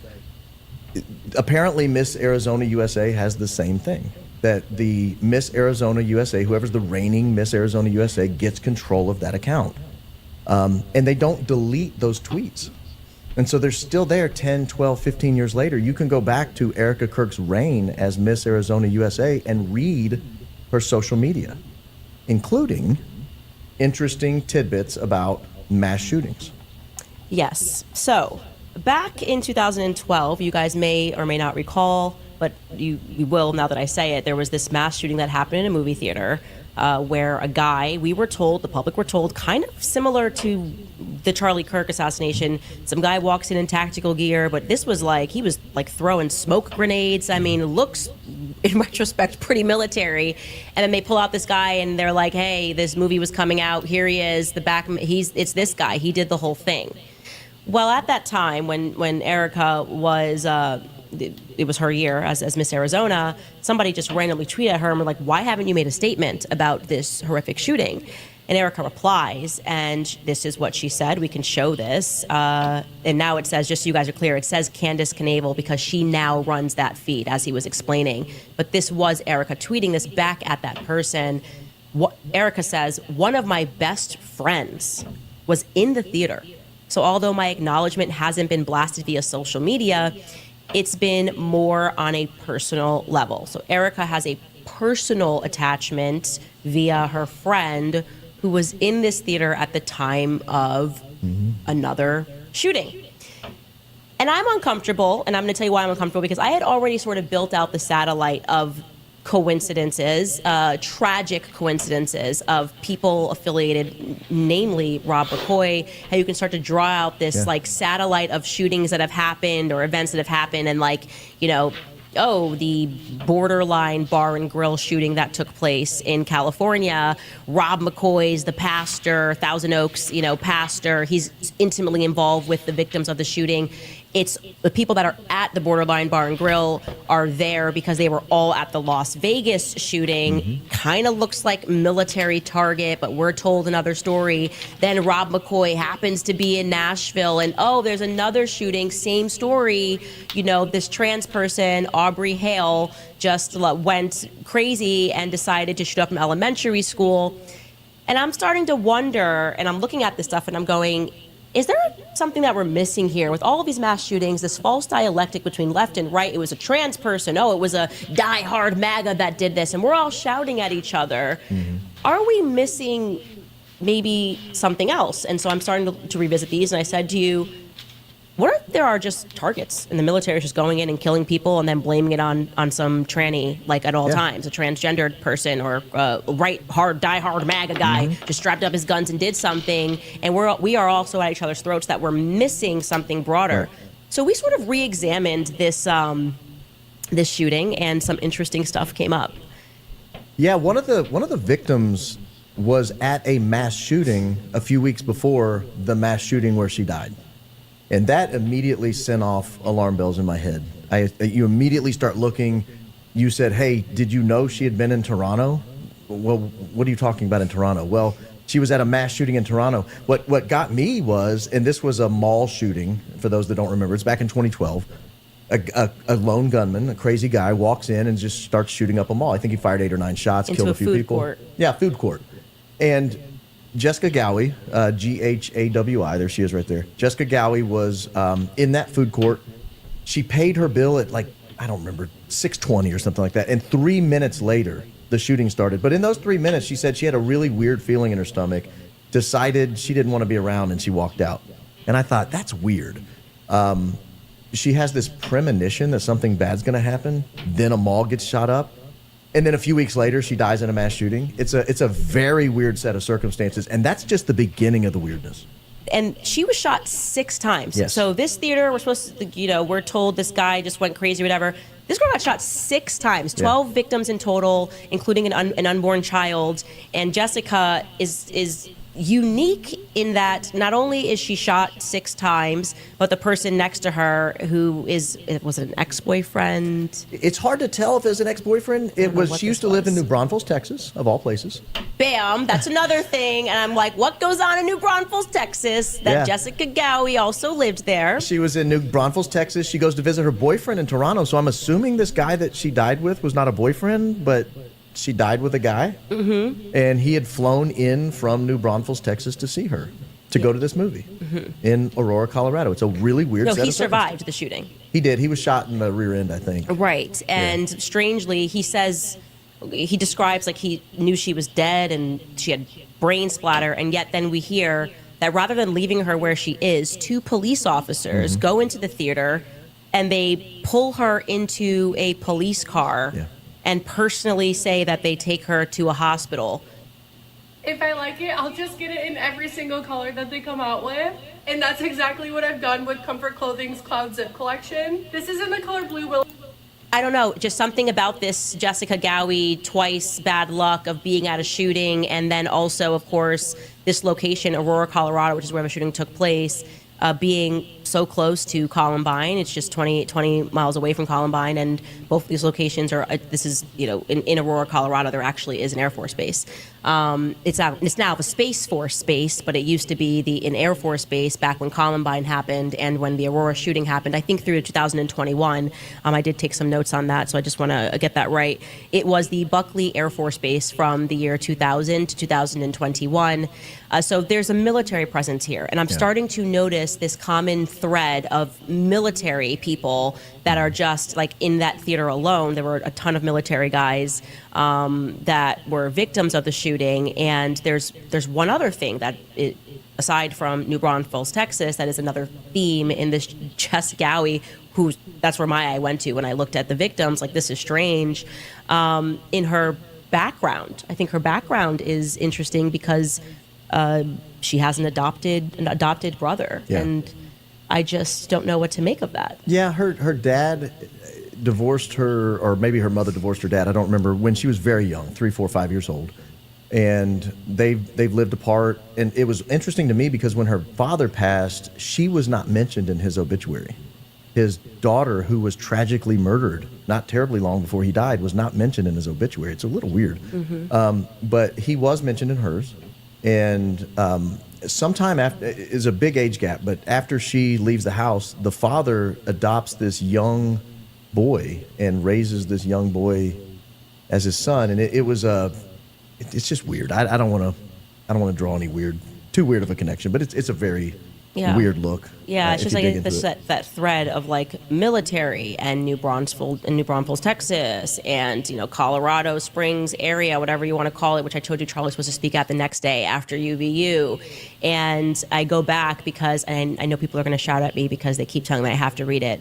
I did only read like the first 2 chapters and I was interested, but then I got distracted. But Bill Cooper had made a lot of predictions. He was supposed to be the original conspiracy theorist who, before there were any mass shootings, was speaking about the military and saying that these were going to come and that there were all of these dark military projects that were going on.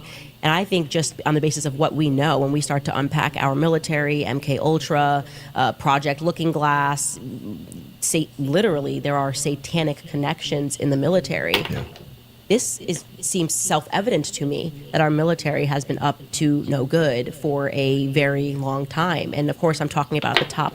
We're obviously tons of military guys who watch this show who have nothing to do with anything. Right. It's always at the very top that things are corruptible. But when we have actual Satanists that are running psychological operations in our military, how are we supposed to feel that we're being protected when we are learning about children being trafficked onto military bases?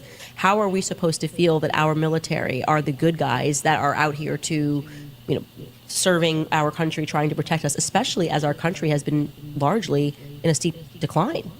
It's hard to draw the distinction, and anytime you mention it, obviously your frontline guys get upset, and I get it. Of course, they should. Yeah, but I draw a distinction between a guy who signs up and says, "Oh, I want to serve my country. I want to make my neighborhood a better place, my state, my country a better place.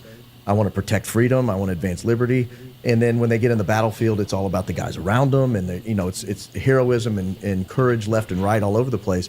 I draw a tremendous distinction between that crew and the people who ascend to the very top and have this clear, satanic, anti-American, globalist, manage the American client agenda. Right. If you can mentally draw that distinction, you can begin to see the frustration from people like you, me, and many others who look out and say, why is our military flying drugs into the country? Right. Why is our military trafficking anything? Why aren't they just, grabbing guns and going shooting bad guys? Why is harm being perpetrated on the American people? That's exactly right, and I do draw a distinction. We know this. When institutions become large, they become corrupted, and you can talk about this even in media. You have someone like Tucker Carlson, who used to work for CNN, used to work for Fox News, and obviously went in an entirely different direction when he realized that there was something wrong with the media apparatus as a whole. This is being that Tucker Carlson signed up for the ideas of Rupert Murdoch or anybody else. No, same for me. That's, you sign up because you believe in something, you think it's something, and then when you get up close to it, you realize, wait a second, something has made a very dramatic turn.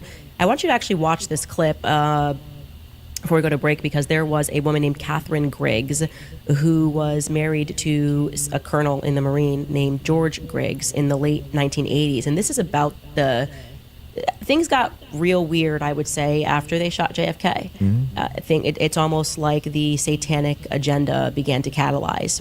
And listen to what she says about what the military is, what her husband told her the military was. Take a listen. Your name is Catherine Pollard Griggs? Yes. You are the wife of Colonel George Griggs? Yes. 11 years of marriage? Yes. It's true that your husband has been the head of special operations under Admiral Kelso, NATO? Yes. And it's true that you were the head of the hospitality committee? Yes. You were a member of the executive board of NATO's Wives Club? Absolutely. And also that your husband's background includes NATO Defense College in Rome? Yes. Princeton class of 1959? Yes. His intelligence career, his spy career began in Vietnam? Yes. And it's also true that it continues unto this day? Absolutely, under General Wilhelm. And that your husband was the liaison between the White House and President Jamal of Beirut, Lebanon, at the time of the bombing of the Marine barracks in Lebanon? Yes. And in fact, your husband was an alcoholic. Absolutely. And probably is to this day. Absolutely. And during these drunken stupors, he would so to speak, blab on and tell you everything he knew about the intelligence community. Everything. Nothing was hid. No. It was like he wanted to relieve himself and unburden his heart. Yes. And so he told you everything that you now know about the Yes. intelligence community Yes. and that you are talking about. And in fact, he told you that they knew the bombing was coming down in Yes. Beirut before it occurred. Absolutely. And also, by your association with him, you have come to understand and know, as shocking as this may sound to the people who are viewing this, that the United States military is literally run by sexual deviants heavy on the homosexual side. Truly. And that in the United States military, people like Jeffrey Dahmer and Kaczynski and McVeigh and Oswald and a host of other people who have a sexual deviant background, primarily homosexual, these individuals are actually sought out by people within the military, the Army, for advancement into intelligence type work because they are so easy to control. Yes. And they actually become mind slaves, and that the U.S. military, literally, as outrageous as this sounds, is a mind control operation. Yes, totally now. Totally now. They've gotten rid of the good folks, like MacArthur. Got rid of them, one by one. Good. Totally take over. With this LG OLED from Best Buy, he thinks he's in the Super Bowl. Over 8.3 million self-lit pixels. I get it. Just the perks of being a pro. Shop Best Buy for great deals on LG TVs with free installation.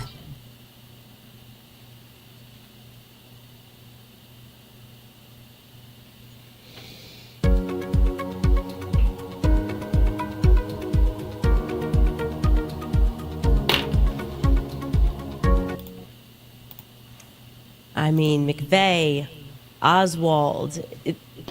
I just look at that, and that makes sense to me. Yeah, she mentioned some big names there, and it doesn't surprise me. I mean, that someone would do a little pillow talk with their wife and spill all the secrets. Mhm. That doesn't shock me, and I find her pretty believable the way she acted. Right, and she worked for the government. I should also mention that. So this wasn't some conspiracy theorist. She's saying this is how it works. And like I say, if you even try to slightly look into the history of our military, this is what you discover. If you just like the slightest incursion into history in America, people that are developing these programs, the slightest into MK Ultra. I mean, even stories that shouldn't be running parallel to this, or stories that I'm looking into running parallel to this, they'll suddenly run into it. They'll converge, which is like the Brigitte Macron story. Right. I ended up with military, child abuse, these same exact themes on a totally unrelated story where I just sort of looked up and went, oh, that person does kind of look like a dude. That's funny they're saying that in France. And here we are. Yeah. And Jean-Michel Trogneux disappears after he joins the military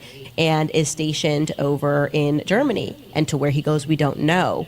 But it's very obvious to me that these sorts of people are being sought out. Like, how far will you go? How deranged are you? Are you willing to harm a child? And if so, then you sort of pledge yourself into the cult. And that's why I was saying on my show that I feel like these people are like there's a bunch of white walkers among us, people that have been harmed in their childhood or are part of this gang, and they're just, it's like they're sleepwalking through life, just taking commands from people, and they don't really have a soul.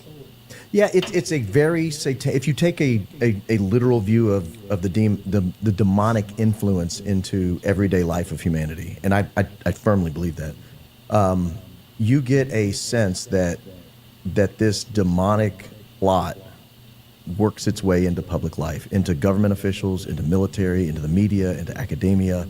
They are trying to control humanity. They despise humanity. Mm. They want to control humanity. They want to destroy humanity. And what better way to do it than to infiltrate a place with nukes? Yeah. You know? Yeah, absolutely. And it's terrifying because I think to be optimistic about things, this is the first time that we've been able to have this conversation mainstream. Yeah. Whereas before, I would have been like, these people are completely kooky to think that this is how things run. Obviously, people are basically good, and I still believe that people are basically good, but I don't believe that governments are basically good. And I think that kind of the old guard is losing control, and they're becoming more desperate in their control, which is now leading to more revelation about who they are.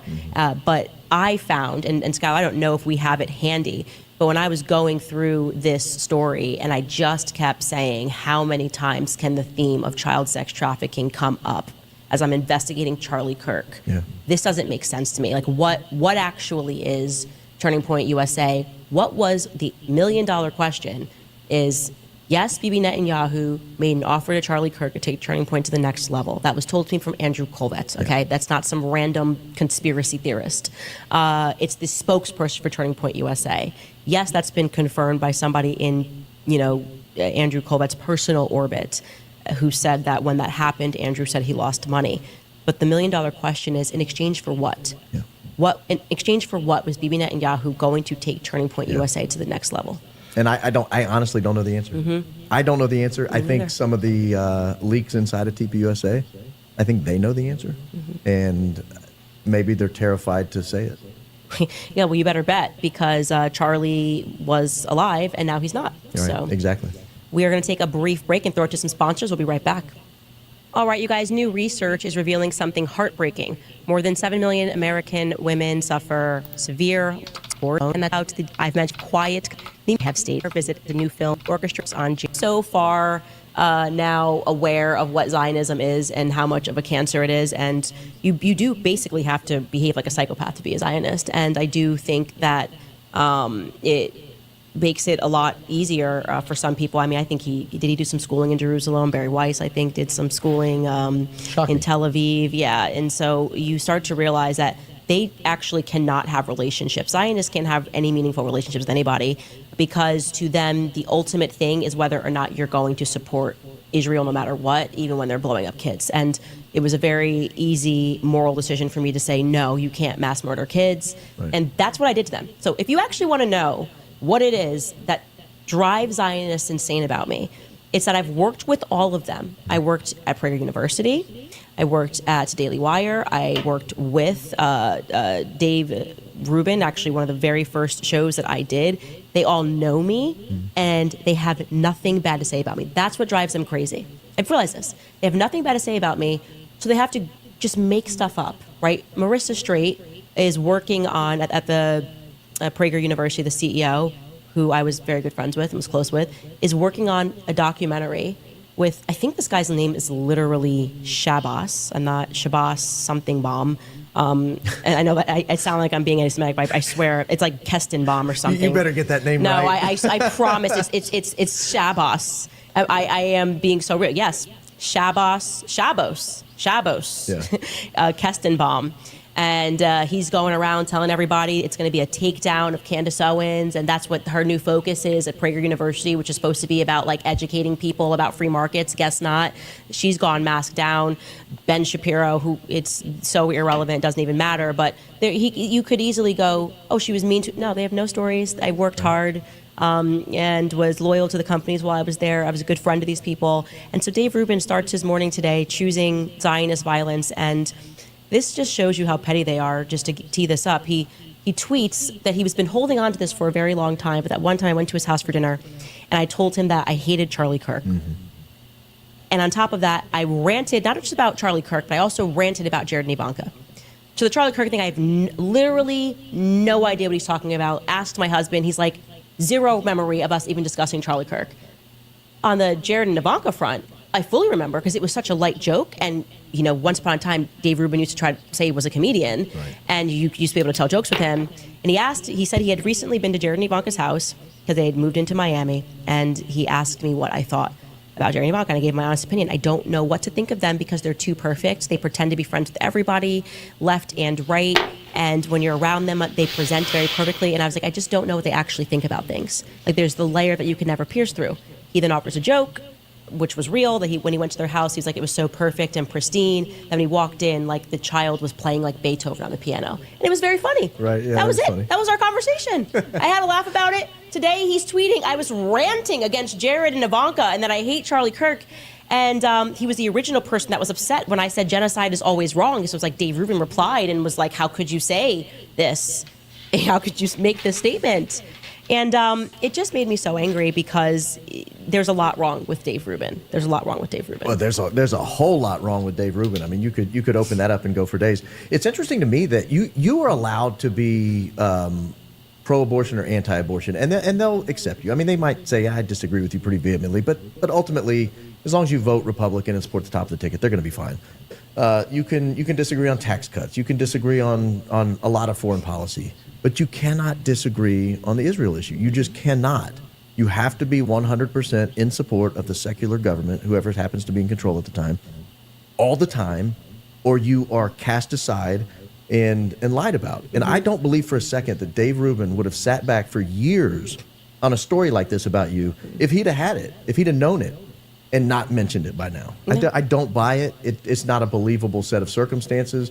And the fact that he thinks other people will buy it shows that he knows people just hate you and will believe anything someone says negative about you. And they're just running out of things to say. Yeah. That's also what it shows, is you're going to a friendly dinner where you tossed a joke about Ivanka's kids. No, I have nothing bad to say about Jared and Ivanka. Like I said to him, they've always been very nice to me. I don't know what they actually believe. Like they're just perfect and everybody is supposed to like them, but also Jared was running the White House for 4 years. I've said this stuff on my show, but to represent it and reintroduce it like it's something bad is what's wrong. And I do want to say this, because then he posted a picture of me this is how nasty he's being. He posts a picture of me and him, and he says, and as long as we are doing this, here we are at Peter Thiel's house in LA. Strangely, she never mentioned to me that he was a humanoid cyborg. And so the idea here is she's trying to make it seem like I'm a fraud, because I've spoken about Peter Thiel, and I don't remember what year this is. This is, I do know, remember, actually, it was 2018, because this was the trip when I went to go see Kanye, right? I went to go see Kanye. That's why I'm wearing the same outfit from when me and Charlie are walking there. And Eric Weinstein was, I don't remember if he was brought with Kanye or what the deal was. He then said, let's go to Peter Thiel's house. Okay, I don't know Peter Thiel. I literally don't know Peter Thiel. So I met him at his LA, he was having a party or whatever. It was a very unique day. I'd never met Kanye or Peter Thiel. And he's kind of presenting this like I'm being a fraud, I guess, is the vibe that he's trying to put out there. So it's like, okay, fraud, let's get a couple of things straight. The real reason that I stopped being friends with Dave Rubin is a situation that made me extremely uncomfortable and made me feel that Dave Rubin was a groomer, okay? Hand to God, this happened. Hand to God. Dave Rubin hired a person who worked with me on my team, not exclusively for me, at Prager University. And that he was very young. If I had to guess, he was 18 years old. It might have been 19, young, just starting, and he was ready for the next step in his career. He then decided he was going to move to Miami to work for Dave and his husband.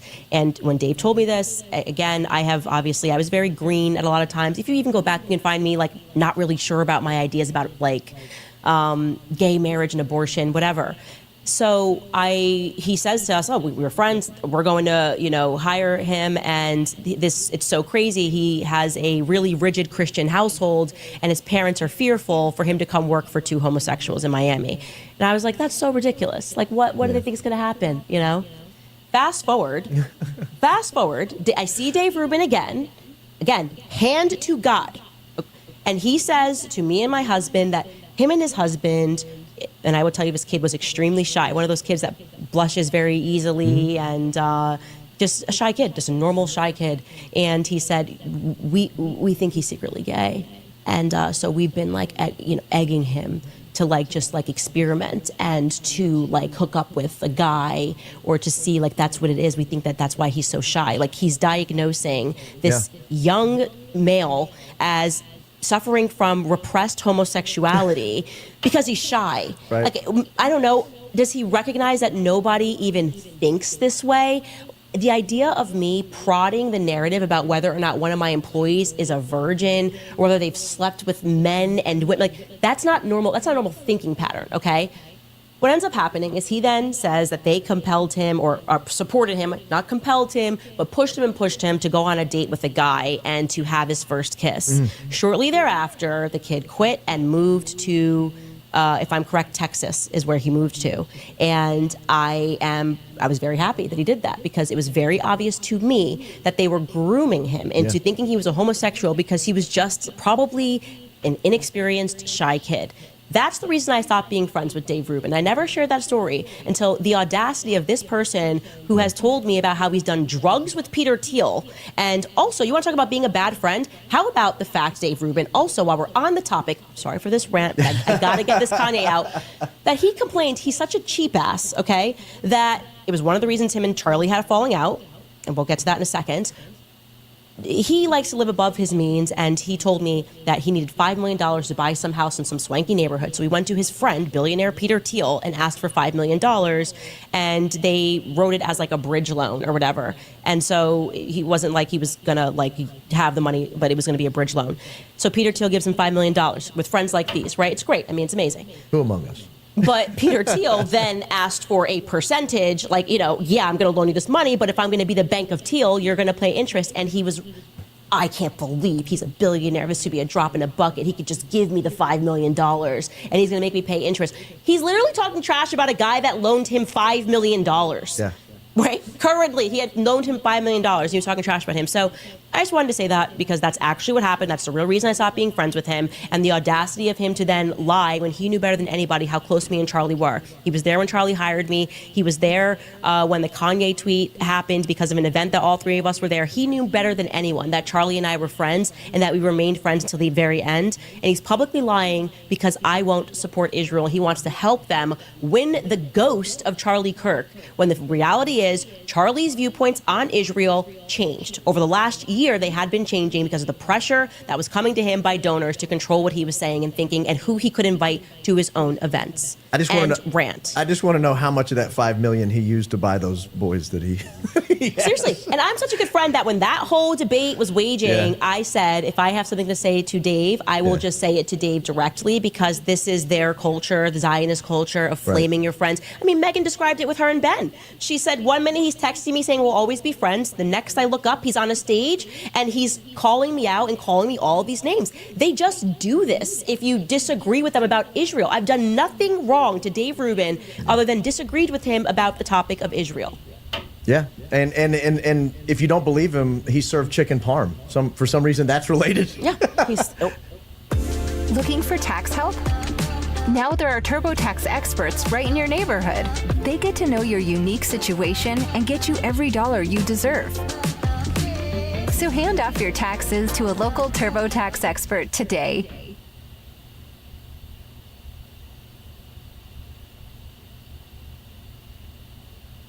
This is how I became the most productive version of myself.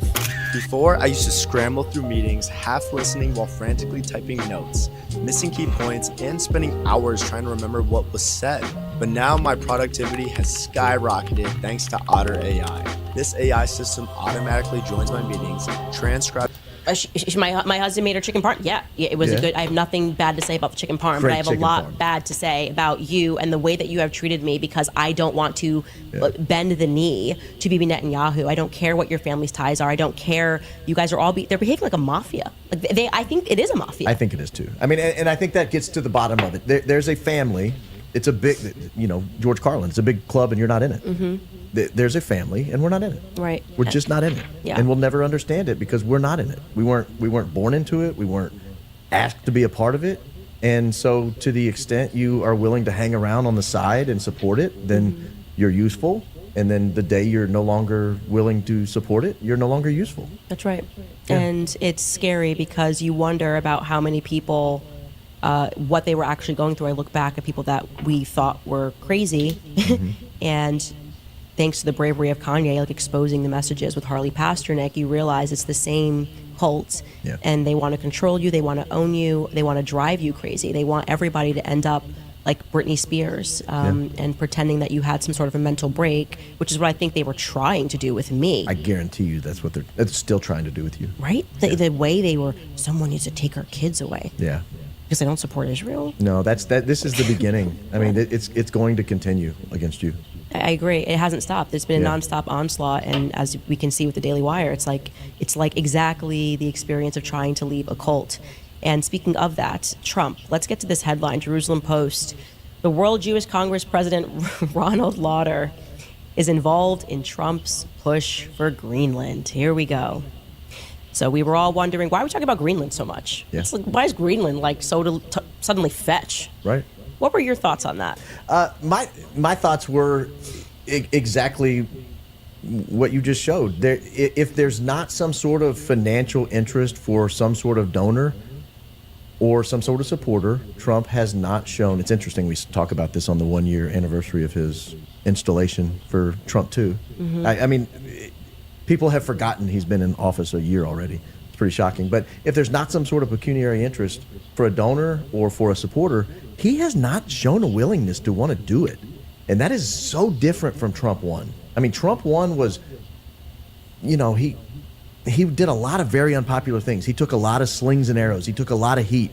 He's not doing that this time. And as a result, you see a lot of support from people who fought Trump during the first administration. I mean, genuinely fought him, tried to put him in prison, tried to kick him out of office, tried to impeach him. And now they're sitting on the sidelines like, you know, his foreign policy is pretty good. I don't know if you've noticed. I'm like, no, this is not who we want on our team. This is not what we fought for. This is not what we went through hell for in 2016 and 2020. Not so that Trump can take Greenland for a donor. Right. What do you think is going on with Trump?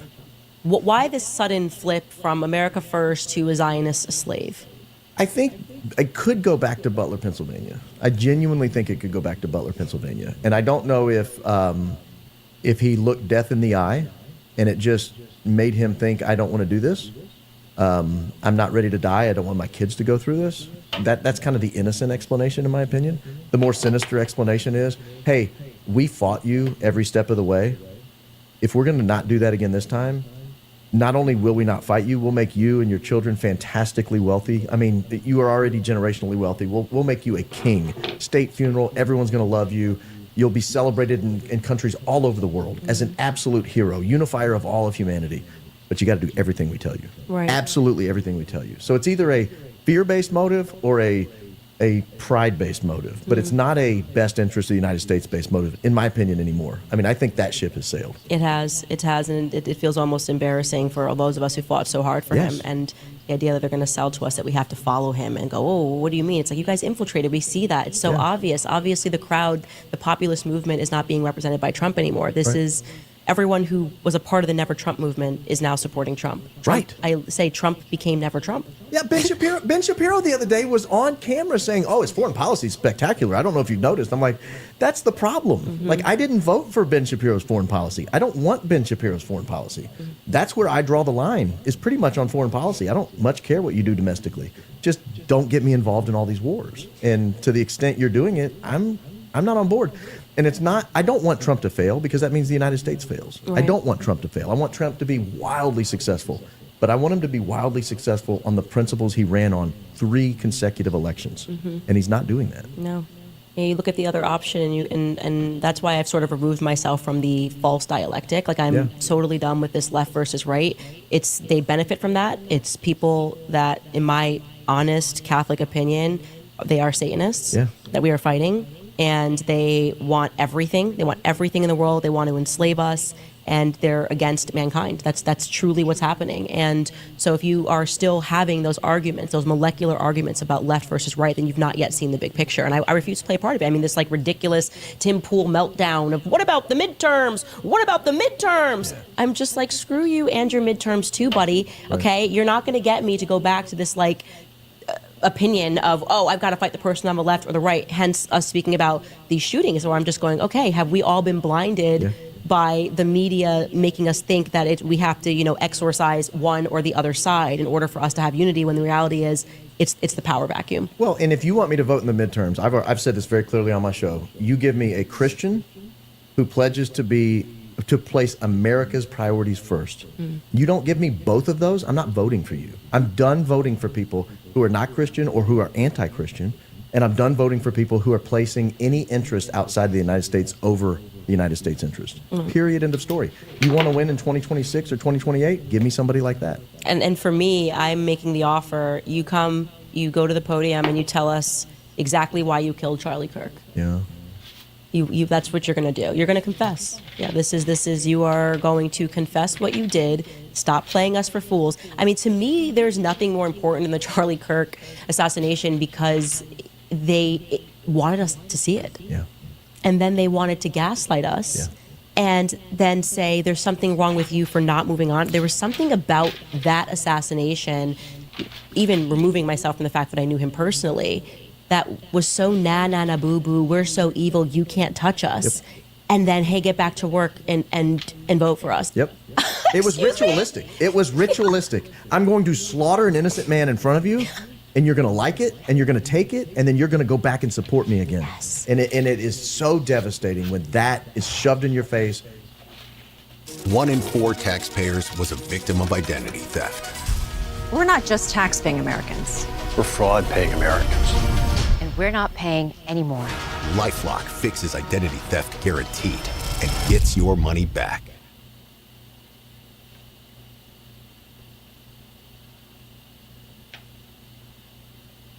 This is where I'd talk about what I liked in my first box if I hadn't already been using them since the beginning of the year. Cook Unity is the first chef-to-you meal delivery service made up of 70 chefs. Every week, award-winning chefs make hundreds of globally inspired meals for many kinds of diets with real ingredients, nothing artificial, in real, actual kitchens. They're also delivered fresh, not frozen, so all you gotta do is heat them up and you're good to go. Through a weekly subscription, you can pick from an ever-changing menu. You got 7 different filters for different kinds of diets, paleo, vegan, gluten-free, whatever you need. The subscription is really flexible. You can skip weeks, you can pause weeks, or you can just cancel if you're not feeling it anymore. So if you want great meals delivered right to your door, head on over to cookunity.com. Get 50% off of your first order.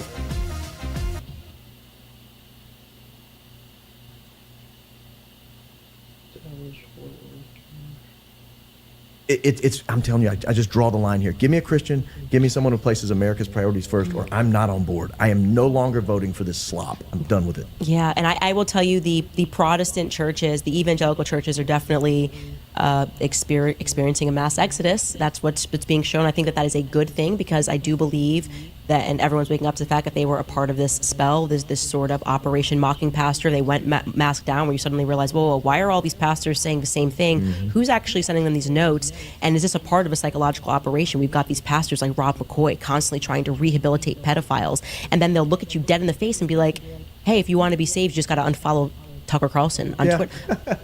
Excuse me, I'm sorry. Why are you every Sunday preaching about Tucker Carlson and Candace Owens while you're inviting all of this into the church? Yep. I mean, this is deep, and it gets back to truly the 60s. I really do believe we lost America. I mean, we were fighting for it, obviously, leading up to it. I think the Bolsheviks had infiltrated, obviously. But we were fighting for America. The day that they shot JFK, if I could go back and say, this is the moment that we lost LBJ, who was obviously a Satanist, just getting his guys in there, that's when they took over. In my opinion, they took over the military, and we've been dealing with things. And if I could put in another bookend, though, the Charlie Kirk assassination is when society woke up. I think it's different. I had this question last night, or was it last couple nights ago on my show, whenever it was. We talked about what's different this time. What makes this a fundamentally different investigation than any of the other big things that have happened. 9/11, we kind of accepted what they said. Yeah, okay, 2 big buildings fell at free fall speed. That's terrible. Let's go to war with Afghanistan. Everybody's like, yeah, let's do that. No, it took years before people stopped and said, does that really, on an engineering basis, really make sense? And Oklahoma City, and we just kept going over and over and over. But all of a sudden, it was so in your face. It was so over the top. It was so satanic. It was such a slaughter of an innocent person that people were like, no, I'm not moving on from this one. Mm-hmm. We're going to solve this one. We're staying on this one. We're forcing you to stay on this one. And by staying on it, we've discovered money issues, potentially trafficking issues, all kinds of. Here's how these satanic organizations infiltrate, do-gooder organizations. I think Charlie was a do-gooder. He wanted to make the world a better place. Mm-hmm. Well, they won't let you do that. They're not going to let you get to that place without infiltrating it, putting terrible people around you, like you said, deviants, awful, satanically influenced people, and then he ended up the way he did. And then they try to turn him into a messianic figure, and they're like, what are you saying? He picked people around him that were not. Yeah, of course, everybody can fall to that. That's so obvious. Are you kidding me? Like, pick up a Bible. I mean, tale as old as time that these things can happen, that you surround yourself with people that don't have your best interests at heart. That's not a conspiracy theory. It's common sense. And yes, I knew him personally. Charlie was naive about some things, and people that I didn't trust in that organization, I had the messages to prove it. I ranted at him and Tyler Boyer in a group chat. I actually read it backwards, and I was like, gosh, I was really aggressive there, saying that I did not trust Schaefer Security. Oh, wow. Yeah, I have it in writing. They can tell you. My instincts have always about people. I wasn't feeling it. I said I do not trust these people, and I screamed at him and Tyler Boyer in a chat about it. And now we're here, and I'm looking into Schaefer Security and Dan Flood's origins, and everything feels very wrong about it, and truly feels like he was just being completely set up from a time that I think he was young, like going back to GATE programs and where he was placed, and I call it his X-Men school, which is now called Quest Academy, and now it was previously called something else when Charlie went there, but there is an angle here where I think the military is actually seeking out gifted children and putting them through testing and seeing if they can turn them into state weapons. Yeah. And if they are brilliant, then they decide, hey, I actually don't want to serve the deep state, some bad things can happen to those people. It's a little unique in America that we don't track people.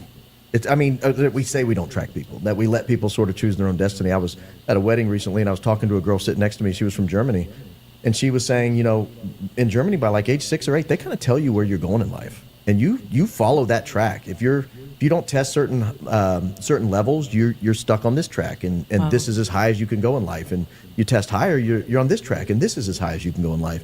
So it's a little unusual that on its surface, the United States claims not to do that. It's not surprising that you're starting to uncover that maybe they do actually do this in certain limited circumstances with certain really high IQ special people. Yeah, I think that was totally the circumstance, and we're going to find out more about that. I do want to say something else that just struck me as odd, and I don't mean to make people go crazy about this, but when they had AmFest and Erica came out, they played audio of Charlie saying that he wanted Erica to take over for him. And I was curious about that. The fun just keeps going. The new Subaru Solterra. Dog tested, dog approved. Get 0% APR for 72 months on a new 2026 Subaru Solterra EV.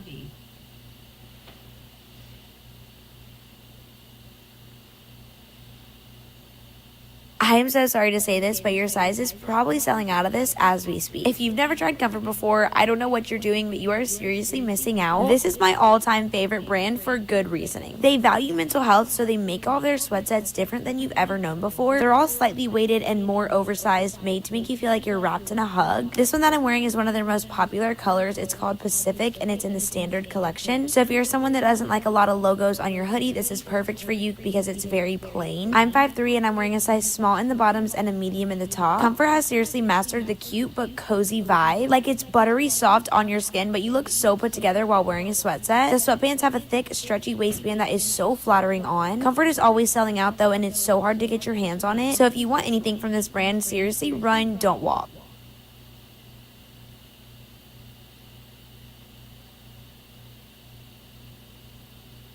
Because if you have the audio, shouldn't you have the video? Am I crazy for thinking should you have the video? Well, in an AI world, can we trust that even if you had the video, because it is so contradictory to everything he said, every time they're in a room together, every podcast, when it comes up to a woman working outside the home with young kids, his basic opinion is, at all costs, please don't do it if you don't have to. But here's what's interesting is that their story has been that if anything ever happened to him, he wanted Erica to take over. And let me tell you why that suddenly strikes me as odd. Because in that scenario, your first instinct is who's going to look after the kids. Right. So you're saying that what he wanted was for, if anything happens to me, I want my kids to essentially become orphans, because I know, Charlie knew what it took to run an organization of that size. He was constantly on the road. We saw that just when I put together his calendar of everywhere he was, he was constantly, it's nonstop hours, nonstop flying all over the nation. So he's like, if anything happens to me, I want my children to have not just one parent lost, but two parents lost, and to essentially be raised by nannies. I'll tell you what it really struck me as odd, and I've never reeled this before.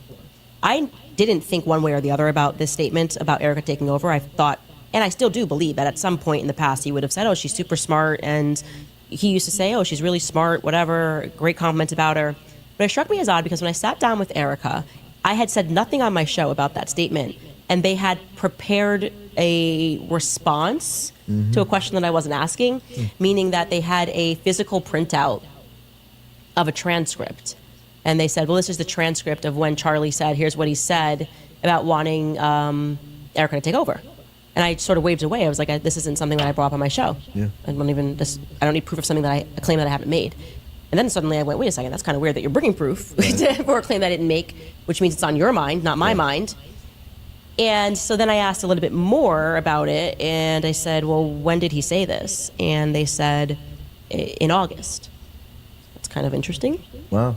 And I said, was this at Bill Ackman's house? And they said, no, it was at a donor retreat in Aspen.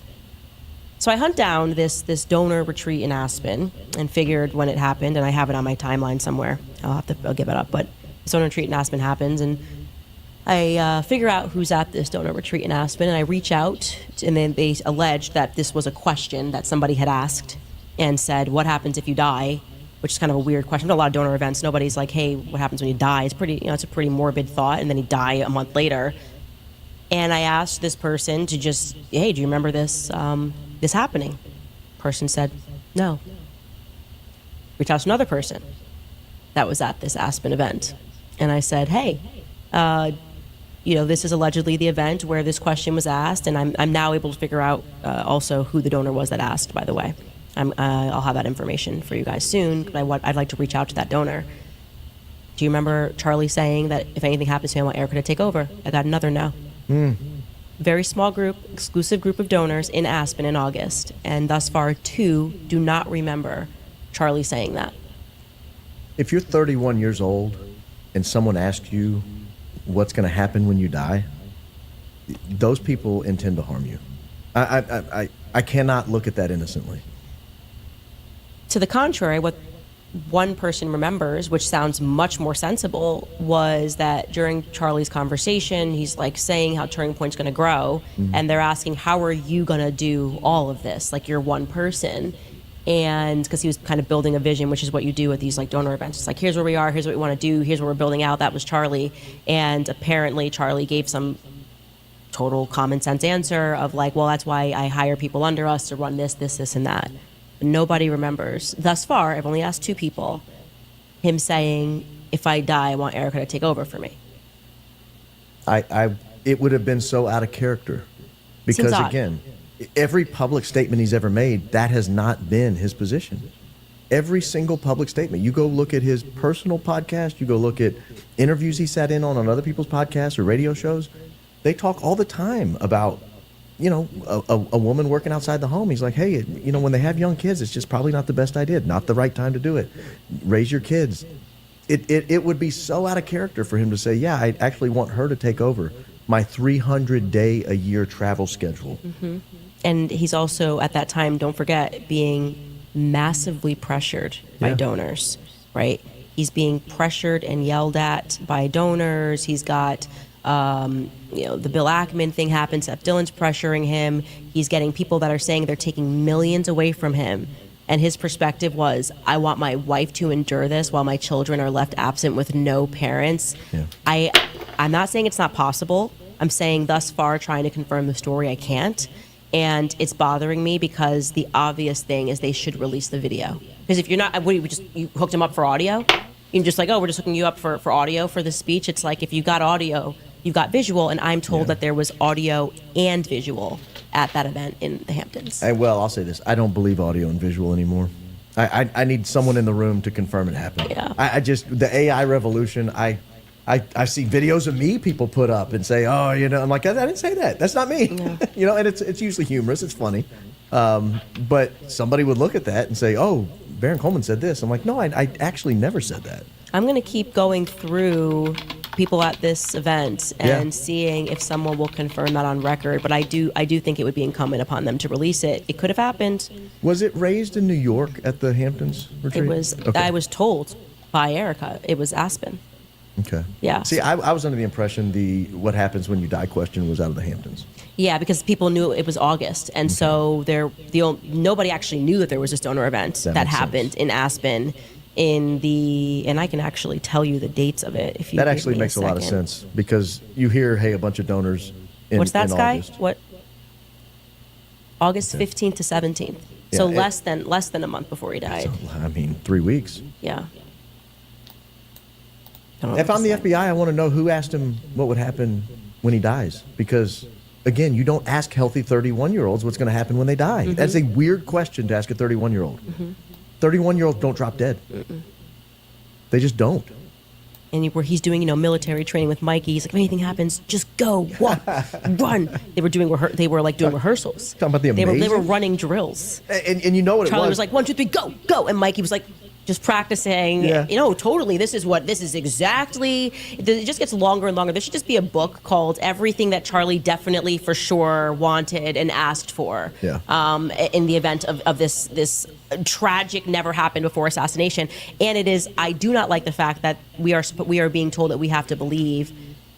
First they were going to say I was a liar, then they had to confirm that it was true, that Charlie messaged not only Andrew Kova, but Dan Flood the night before and said that he was worried he was going to be assassinated. But shouldn't he have also, would he have not confided that to his wife? She didn't know, she had his phone. Okay, let's say that's true. Maybe you don't want your wife to carry that burden, that you have those fears, and you would rather prefer to say that to security and PR. But even if that is true, you're telling me that after his assassination, Andrew Kova didn't tell Erica? Right. Well, and there's so many weird things about that. Dan Flood didn't tell her, hey, this has happened. He just texted me. She heard that for the first time when I said it? Right. Well, she also had custody of the necklace that he never took off, and that she was... I'm David Lichtenstein. I founded... Crazy to try to find immediately in the aftermath. There's so many weird things about Erica in the 24 to 48 hours leading up to it and the 24 to 48 hours immediately after it. That, somebody asked me yesterday if you could answer one question about the assassination, what would it be? And my answer, what did Erica know? Did she know he was going to die the next day?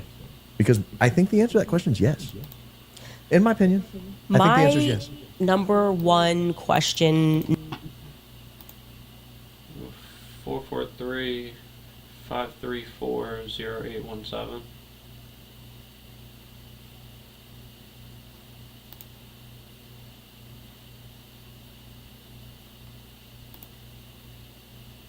Ryan.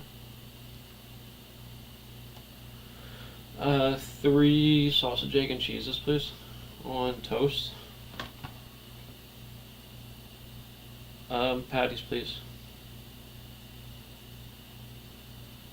Fried, please. 5 dangerous books that make everything you know feel fake. Games People Play by Eric Byrne.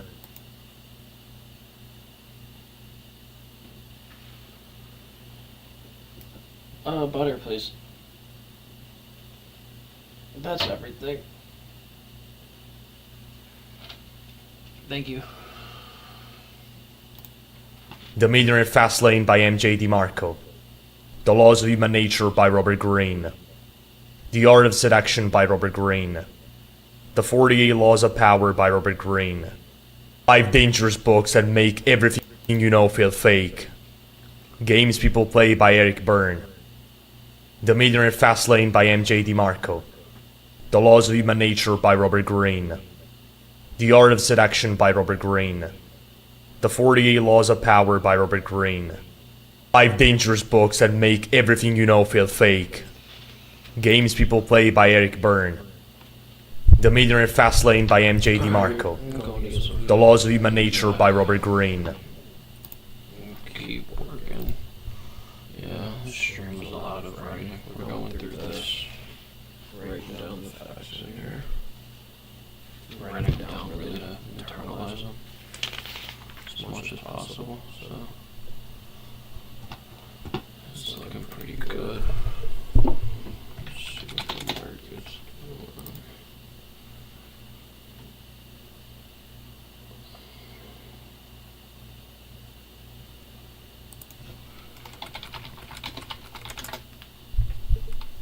Yeah, when I get back with